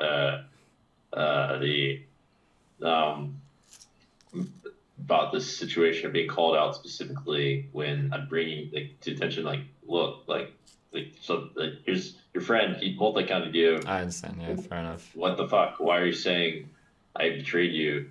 Here's your friend betraying you. Why don't you call him out? Yeah, I can relate to the feelings pretty intensely. Like, I had that big thing with Doug Polk where he made that video about me that got hundreds of thousands of views, and he was essentially calling my charity a scam and like elusive. That's not very nice. Yeah, I got like hundreds of people saying like giving me death threats or saying that I was like a pedophile because I thought we should have more empathy for people that were doing terrible things. And as we've spoken about before, and that for me was such a huge impact. Like, it was actually in a really dark time in my life as well, and it was really, really painful to deal with. But looking back, I'm so glad it happened. Like, I'm so glad it happened because it taught me not to identify with other people's perception of me. So if other people's perception, let's say, we're somewhat in the public figure, public figures in the public eye. If people's perceptions of us are all over the fucking place and we're attached to that and there's like a big downswing in it, that's going to really hurt. Whereas if we're away from that, if we're not attached to that perception of like whatever the fuck people are randomly thinking because of headlines they've read or whatever they see on Twitter, then these things, there's just something we can laugh at, we can enjoy because we know that's got nothing to do with us. So I'd say if you're looking to learn from the situation, see it as a blessing and see it as something that you can say, okay, I've obviously hurt from this. Let's understand why I've hurt from that, and let's try and become a person that next time, if something happens where people see me in a negative light, then I won't hurt from it. That's what I do. Sure. Okay. In this context, what does this look like? Well, it hurt you partially because you felt like he was being unfair, and partially because it felt like other people were being unfair, labeling you, right? The good news is other people labeling me didn't hurt me that much. I am a bit more used to that one. His actions, especially, definitely did not look very fair to me. I think he's like so blown. His mind is so blown that someone's multi-counting on his app. Like, oh my god, what were all the other guys doing? What do you think Cena was doing when Cena was playing the halfway sensibly versus when he was playing completely unsensibly before? Like, I don't understand why he's so like. Yeah, it was not exactly secret that this guy was doing something. From my understanding, this guy is not a good poker player. Fair enough. Maybe he's not. Maybe Bill's not quite good enough at poker to be able to realize that. But whatever. I would say that for you personally, I was talking about Cena, the guy at the account I played from. Yeah, I'm saying it's obvious to you. It might not be so obvious to Bill to work out that he's multi-account. No. If he was paying attention, it was obvious. Fair enough. If he knew Cena, maybe he didn't know Cena. That might be the case. If he was paying attention, it was if he knew both Cena and Cena playing then, it was super obvious. But what I would say is that in the same way that I've seen you be upset by the actions of that girl that you have that really intense romantic dynamic with, and it felt like she's treated you unfairly, and that upset you, and same with Bill, perhaps that's a pattern that you could recognize and say like, oh, okay, when people treat me in a way that I don't see as fair or just, then that really upsets me. Why is that? What's connected to that? What happened in my childhood? And what can I do to become a person that isn't going to be upset by that next time it happens? Because we're going to run into bastards. I'm just dig into this. Okay, let's see what we find. You're right. This is absolutely a triggering point. This is what I found that was so conspicuous about her behavior is that I was thinking, well, why is it that this person is committing the epitome in an injustice to me? And it's being confronted by this thing where it's these like two very strong opposing forces where I'm really incentivized to do the right thing with her for multiple reasons, but I'm really feeling this negative pressure of like, this rage that I have from being treated unfairly. I know kind of where it comes from because I'm trying to treat people fairly, and then like all of a sudden they try to take advantage of me, and something like that. I see there's a relationship there. In his case, I just don't know what the situation to deal with him appropriately is. Am I supposed to just make peace with this guy who's being such an arrogant person to me that isn't exactly really. No. If you've apologized and he's still if he's still being toxic, he's obviously he's hurting. Then no, he said he would actually publicly apologize to his credit. But personally, he just said it in a really arrogant way. Where I was like, I don't know, do I want this? I don't know. Yeah. It sounds like he's hates to do this, but he'll do it. Do I even want to push him to do this? Yeah, so maybe that's just a personal choice. Where I wouldn't let people speak to me like that. I'd just block them. But either way. There's always if you want to dig into why this is triggering you so much, there's going to be something deeper than that. There's something that's coming from childhoods, like if you've ever been treated unfairly by peers or by parents or something like that. I had a deep. I've been treated unfairly by a number of people, and I can tell you at least that I did not have the thoughts of manipulating people for a while, but the first thoughts that I had were almost like the opposite, actually, of that, of just pure rage, of just pure vengeful anger of people that manipulated. And so then I would at some point come up with ways to manipulate them back, or at least to defend myself. When you were younger? Like a More child? like Or... stuff would happen over time. But yeah, that's where the rage comes from for sure. What? I don't remember like I don't. I definitely remember when I was younger, I felt that a lot and raged against it. Were you being bullied or what was happening? Just more like deceived for profit. More like stolen from a lot. Yeah, I got swindled quite a bit. When I first started playing poker, I got swindled in all sorts of fucked up ways. Yeah, me too. Me too. And yeah, I'm trying to think of where the rage comes in. I can say that my parents forced their views a bit on me, so I would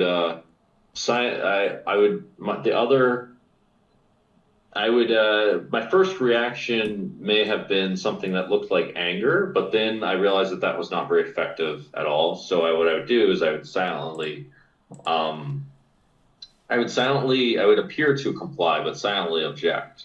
I would do something much more like strategic, and then kind of like manipulate the situation essentially. Um, and I don't know if it came from that, but definitely came from people manipulating. At some point, poetically, I actually did act on that rage for someone who did cheat me, but I ran into them in real life. Which was very interesting of a result. The irony is I didn't know what to do in the situation. Other than, I mean, at least it often the policy of kindness really is the best policy. It's a much more effective policy on the whole than rage, I would say. Like rage has to be quite directed and has to work more like a laser if it's going to work, period. But as a result of that, I kind of realized like, maybe I should have just gone this route the first place. This looks like it would work a lot better. To go with the nice route instead, or the more understanding route. And that was like an overarching theme. Is like, oh shit, yeah, this try to be understanding and firm is much more effective at collecting than you have to be firm too. You have to like it's both. You can be.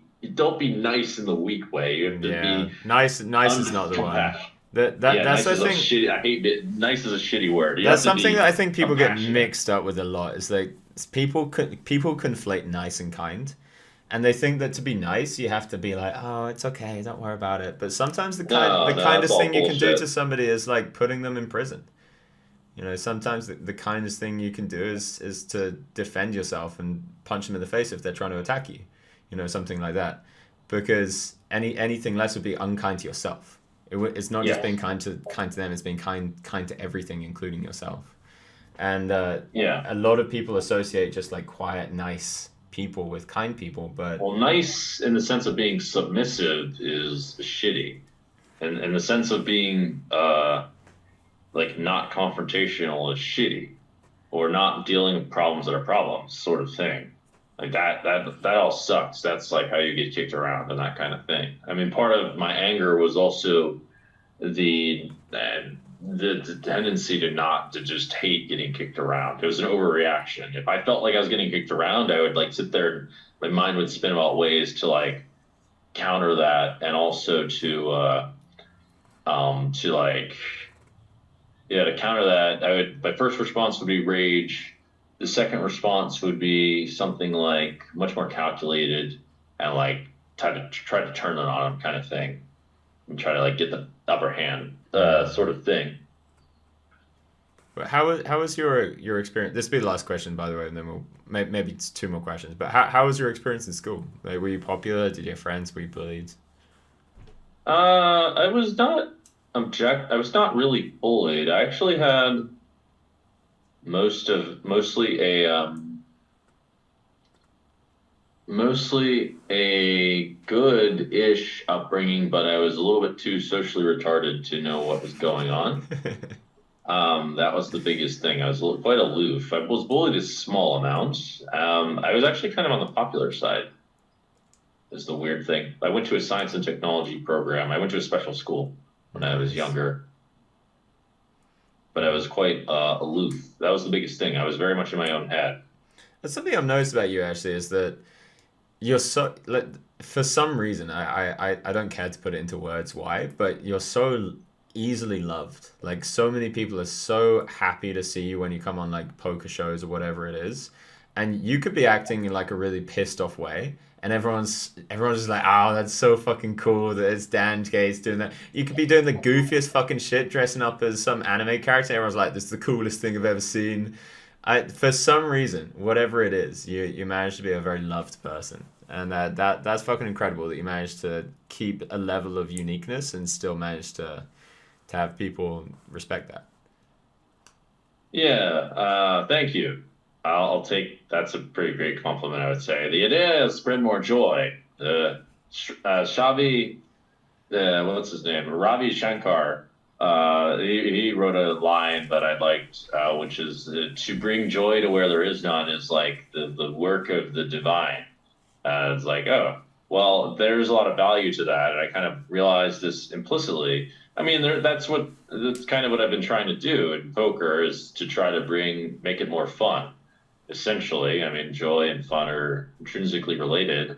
Not that easy to do all the time, but it's kind of like, why are we doing this if like nothing's meant to be fun? If that is the case, and hopefully the hope of the way the universe plays out, in that ultimately it is essentially it playing with itself, and it's hard to see in many of these negative permutations that maybe there's some like positive side to this that supersedes the negative side, and it's actually like a good emotional investment. Like that is the premise that Hinduism puts forward.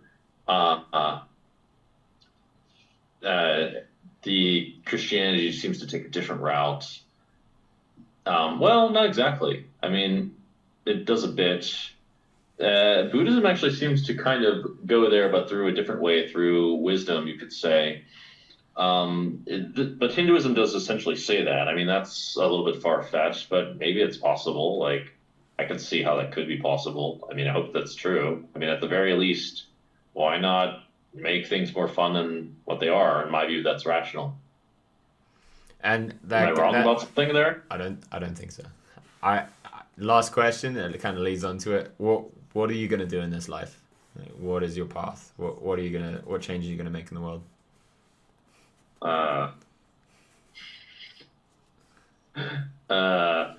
Well, my current goal is essentially to become enlightened now. To the way they put it is to assimilate your ego to this projected, this hypothetical, like consistent energy of the universe that's loyal to all of existence.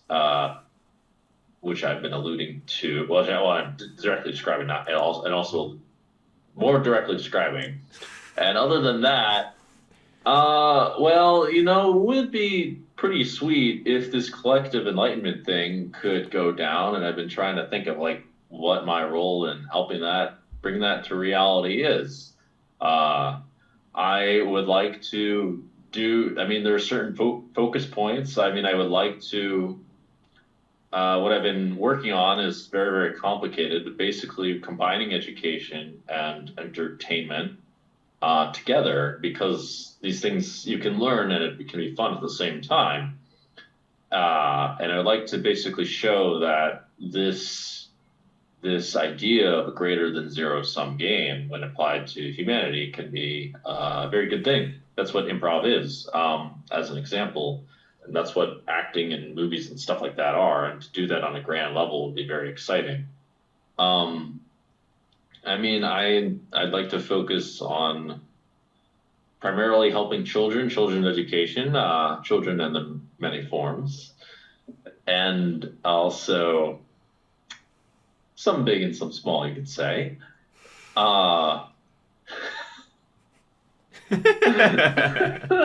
And also some less aware of themselves as well, or more or less aware. I guess you could say that. I contradicted myself. But anyway, also, I would like to bring an end to this like conflict of men and women.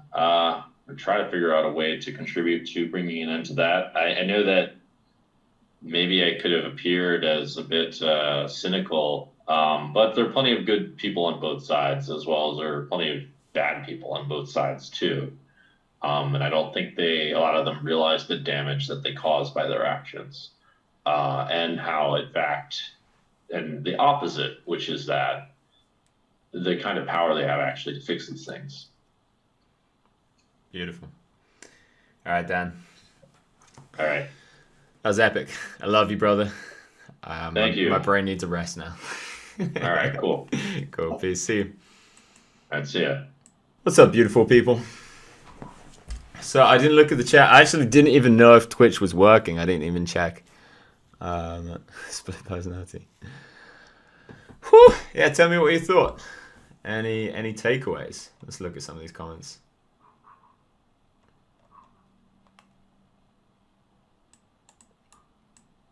People getting in it. There was no light. Still chilling. Whew. Man, my life's been pretty crazy recently. I haven't streamed, haven't made any YouTube content. Been focusing on charity stuff. And also been preparing myself to get back into playing some high stakes poker. Some awesome progressions have happened in my relationship. Some awesome things have been happening, which I'll speak about publicly some other time. How are you, beautiful people? Tell me what you thought. Tell me what you thought of Dan on the podcast. That was like a fucking 3-hour podcast. That was intense. That was definitely intense. Dan is such a fascinating human being. I fucking love the dude. Love the dude.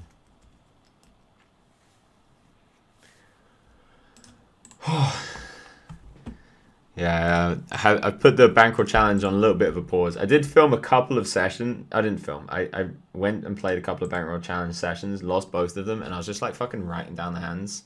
I'm not sure if I'm actually going to turn it into content, because I'm not sure it's going to be super fun for people to watch. But now we finally got to a point where I can go into a casino, only one specific casino, and fucking film it. So the dream is alive, being able to film the bankroll challenge. It's only an hour drive away from my house. Good enough. Actually, also got invited to a private game where I can film as well. So potentially 2 options. Oh my god, you still subscribed. Thank you. Good conversation. Thank you, brother. At the beginning, it was so esoteric. It was definitely the kind of conversation that Dan and I would have off camera, which is very fun. He and I have spoken for a good few years now, just about random spiritual stuff. So it's nice to be able to put it into a long-form conversation. Got invited onto a TV show. Don't know how much I'm allowed to speak about it, but essentially it's with a bunch of other poker players competing for hundreds of thousands of dollars. Not doing poker, or at least like not all poker. So that's going to be fucking sick. Thanks, brother. Appreciate it. And tonight I got a date with my girlfriend. Like how you tried to dig into Dan's trauma. Maybe a bit too difficult, vulnerable. He handled it like a champ. And I try to make these things as authentic as possible. And that's how I would speak to a friend, you know, and perhaps they would help me navigate through my own trauma. And it would be like a mutual therapeutic thing, as well as an exploration of concepts and ideas. And for me, if I'm going to do podcasts, I would love to have things like that. Where we're going to be speaking heart to heart and not just brain to brain. For me, a lot of podcasts are a little bit too much brain related.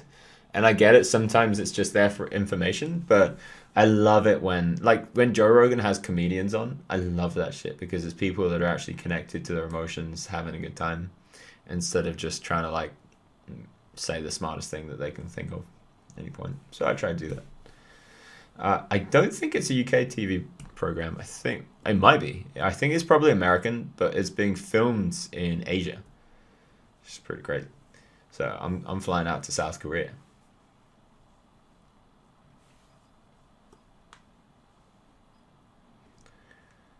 he got a bit stuck when discussing Perkins and Don. I think it was great for him to have that moment of realization though, of that he was reacting angrily towards Perkins. A little bit of reflection. I think it was really powerful for him to experience that kind of in real time. Favorite comedian? I'm not a big fan of the concept of favorite, honestly. But comedians I like. Theo Von, fucking love that guy. There's a guy called Tyler Fisher. He's been making a lot of like anti-woke comedy, which I got a soft spot for anti-woke comedy. Hello, personally, I felt good about it. You know, it was part of me was a little bit wondering if people were thinking it was going to be too esoteric, and not like structured enough. But I let it just go. I let those worries go, and I let the conversation flow. Yeah, I like it. Dan has a very particular style of talking, and especially at the beginning, he was kind of like saying like 6 or 7 things at once, and I wanted to try and like hone in, so I had to interrupt a little bit. There's some cognitive dissonance to work through. Yeah, as do we all, I'm sure. As do we all. Whew, I am way more tired than I thought I would be. I actually, to be fair, we said it was going to be like an hour to an hour and a half, and that was like over 3 hours. Extremely science-based person, love to hear it. Me too. Although you might not believe it, dressed like a fucking hippie, talking about spirituality. Fucking science is great. It's great.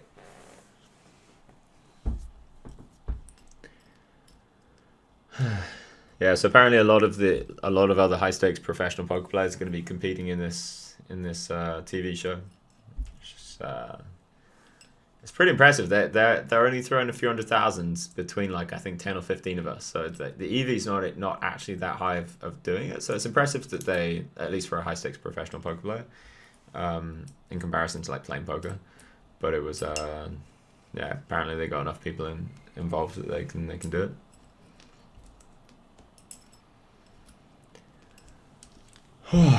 Man, I used to stream so much, didn't I? During COVID, I was streaming a lot. Did the Banker Challenge, just streamed a lot about COVID. Talking shortcuts, yeah.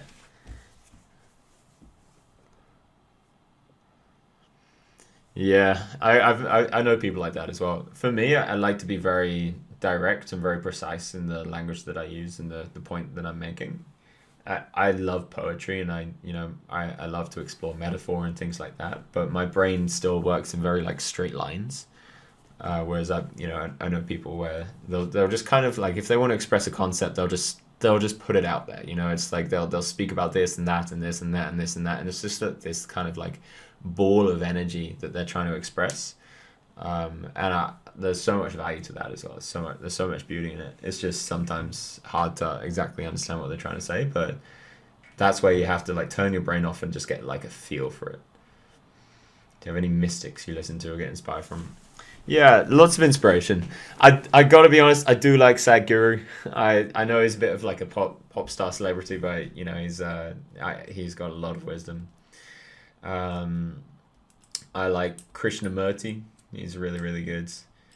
I've just started reading a little bit of Blavatsky, and she's apparently fucking phenomenal. I can't speak for her. I can't speak of it, but apparently she is.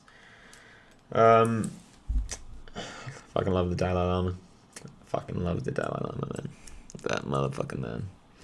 I'll make a mystical statement now that nobody has to believe, but you can if you want, because I'm going to say it with absolute certainty, or at least near certainty. Everybody on Earth has a period in between their reincarnations, some amount of years, and that amount is determined based on their first lifetime on this Earth. Kind of how well you do. A little bit of a grading system. There's one human being on Earth that has, maybe grading's not the right word, but whatever. There's one human being on Earth that has that interval of 0 years. It's fucking Dalai Lama. And at the end of the last Dalai Lama's life and the end of the one before his, etc., he would say, okay, the next Dalai Lama is going to be in this very specific village, in this very specific place, very specific time. So they'll go to that very specific place and they'll find like a little baby, essentially, like a 2-year-old. and they'll give this baby a bunch of stuff, and they'll be like, point to the stuff that belongs to you in your past life, and the baby has to point to all the right stuff for them to be able to confirm it's the Dalai Lama. Crazy shit, huh? Crazy shit. Theosophy, Rudolf Steiner. I do not know Rudolf Steiner. I've heard a little bit about theosophy, but not too much.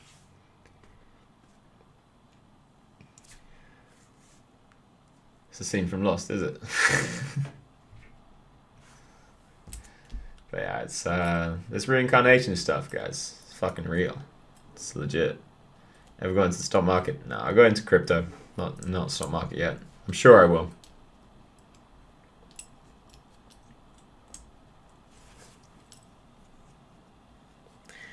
I have seen that film about eyes. That was a fucking amazing film. That was a sick film. I should watch that again. I'm gonna ask Hannah if she's watched it. We probably watched it together, unfortunately. Yeah, so I've heard the stock market can be really similar to poker, except I guess it's less individualistic and more like a macro psychology than a micro psychology.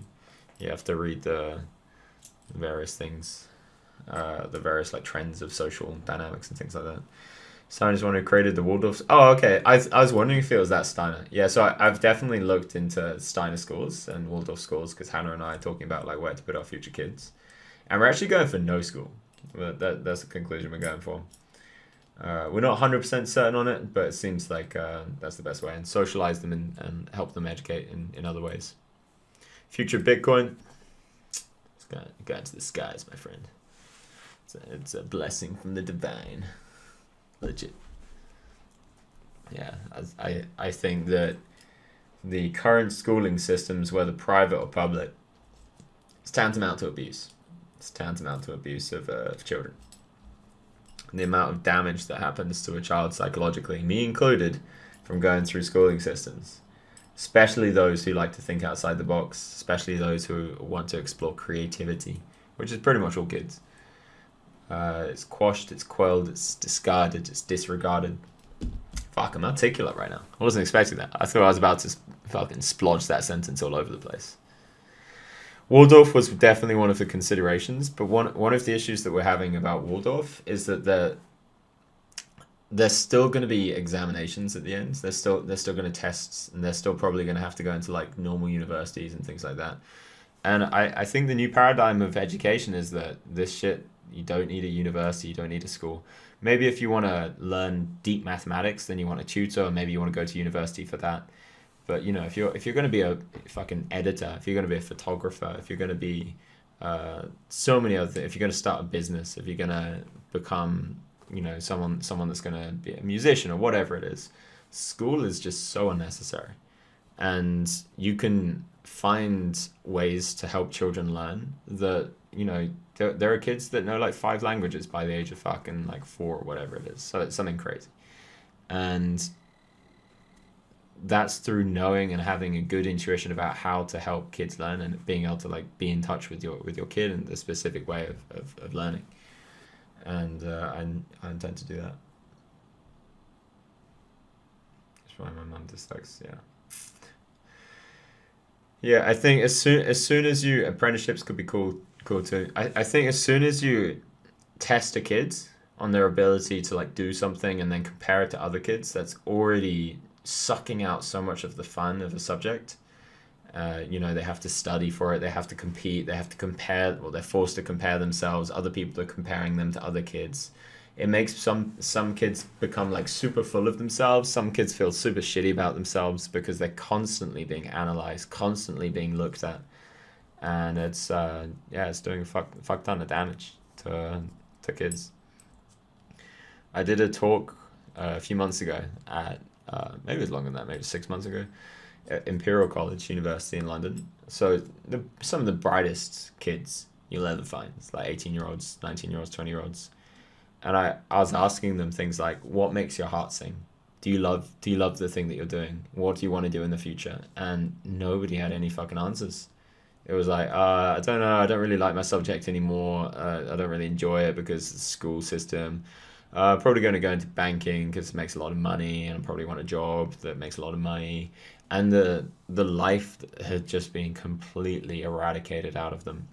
That essence that makes a human being human was so much gone. It was unreal. And these are some of the best. And it's sad to see. It's sad to see people become less people and become more robots, become embedded in the rat race, become slaves to the system that they think is their best way out. I like to test it. Like, I enjoyed tests, but I know that I can look back and see the kind of psychological impact that they had on me. And constantly comparing. Like, I used to have this thing when I was a kid, when I was a teenager, where I had to be the smartest person in the world. Not just in a room, in the fucking world. If somebody said, like, oh, this philosopher's really smart, I'd have to, in my mind and out loud, say why. But I wouldn't do it, like, obviously, be like, I'm smarter than them. I'd have to, like, subtly put them down, manipulate the other person to think that I'm actually smarter than fucking, I don't know, Einstein or whatever it was. And a lot of that, I mean, some of it was childhood trauma, but some of it was also just the constant comparison at school and having validation from being good at fucking maths or whatever it was. What's the old Greek and Roman way? I'm going to try and sort out this stream thing, by the way. Give me a second.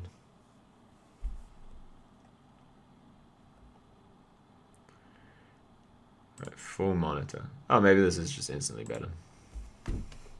Can you hear me? See if you can hear me. Can you hear? Yep. Nice. Did you get an A star in maths at secondary school? I did. I got an A star in, not in GCSE actually. I didn't get a single A star in GCSEs. I flunked so much of it. But in A levels I did. I got A star AA. It's my A levels, and I was very disappointed in myself. Turned up to my physics exam. I thought the best strategy was to take so much fucking caffeine I could barely breathe. And I just like spunked a few of the questions. And that meant I didn't get into the university I wanted to get into. Very sad about that. But that meant I'd probably way more likely to have found poker, because I wasn't so excited to go to university. So I'll fucking take it. Good job, past Charlie. It's like that classic ancient Chinese proverb of basically like a series of good and then bad events happen to some guy. Like his son breaks his leg, and then someone's like, I'm so sorry. And the guy's like, ooh, we'll see. And then he was going to be like forced to go to war. So he couldn't because he had a broken leg. And it's like, oh, that's so good. And he's like, ooh, we'll see, etc., etc., etc. Can never really determine whether something's going to be beneficial or detrimental, even if at that moment in time it feels like fucking horrible things have happened to you. So even something like being heartbroken, losing a loved one, being sexually abused, it's happened to me, and it was definitely something that was plus EV. It was very beneficial for me. Crazy stuff, huh? Crazy stuff. I am pooped. I am pooped.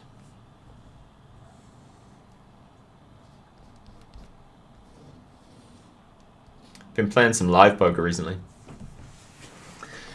Played some 1025.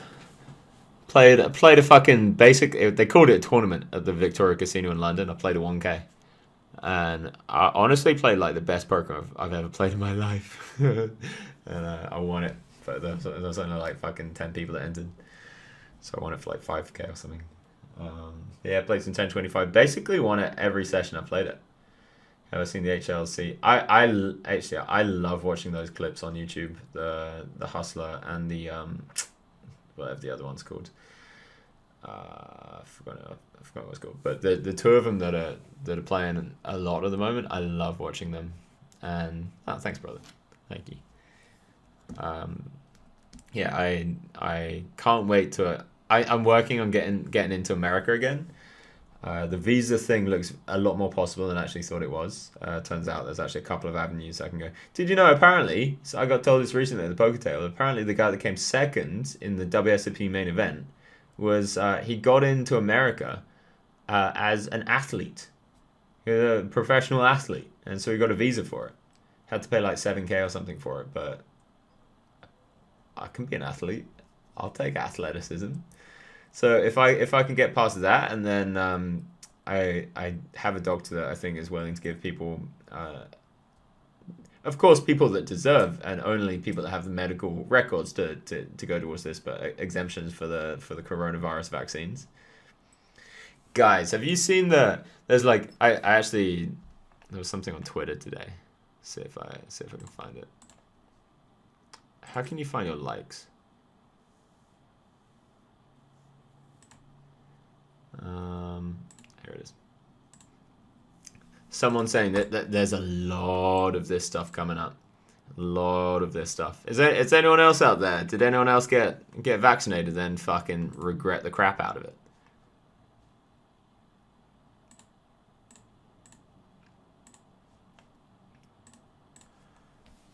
Consider moving to Florida. I don't think so.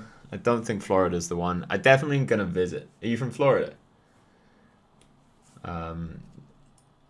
Yeah, I'm definitely gonna visit because my partner's family's there. Okay, so well, a lot of people are still suffering the consequences. I'm glad if it didn't affect you too bad, but a lot of people are still like getting brain fog every day. They're getting like super arm pains, nerve pains, skin issues. Like I have a friend who got this like really severe skin disorder. From like his face got like super red and puffy, and he was like the healthiest person. Yeah, no man. I mean I know a bunch personally, so I mean not that that's like proof, but it's I've also heard a lot of stories from friends as well who know a bunch of people personally, which is getting to the point of a decent data sample, but whatever. It feels a lot less controversial to speak about this now, which is nice. One thing I'm a little bit I don't know if worry is the right word, but like aware of is that at least one person I think that was calling for people like me to be separated from the rest of society, just gotta wear a shirt, for not getting the vaccine. At least one of those people that was like publicly doing that might be on this TV show that I'm going towards. So that's it could be an issue. Yeah. We'll see how that goes. I got a lot of love in me for these people though, so I'm sure love will conquer. Aileen, are you saying are you from Florida?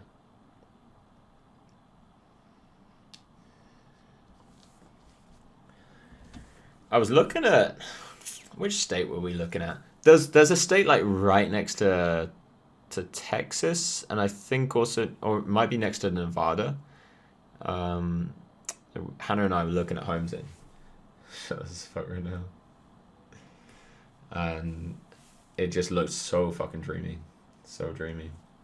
Don't think it was Arizona. It might have been Arizona. Probably Arizona. But anyway, some place like that. Might stay in England, might go there. Might have multiple houses all over the place to do different businesses and things like that. Alright guys, I got a date with a beautiful human being, my girlfriend, and I'm sure soon to be much more than girlfriends. I think it's time to go.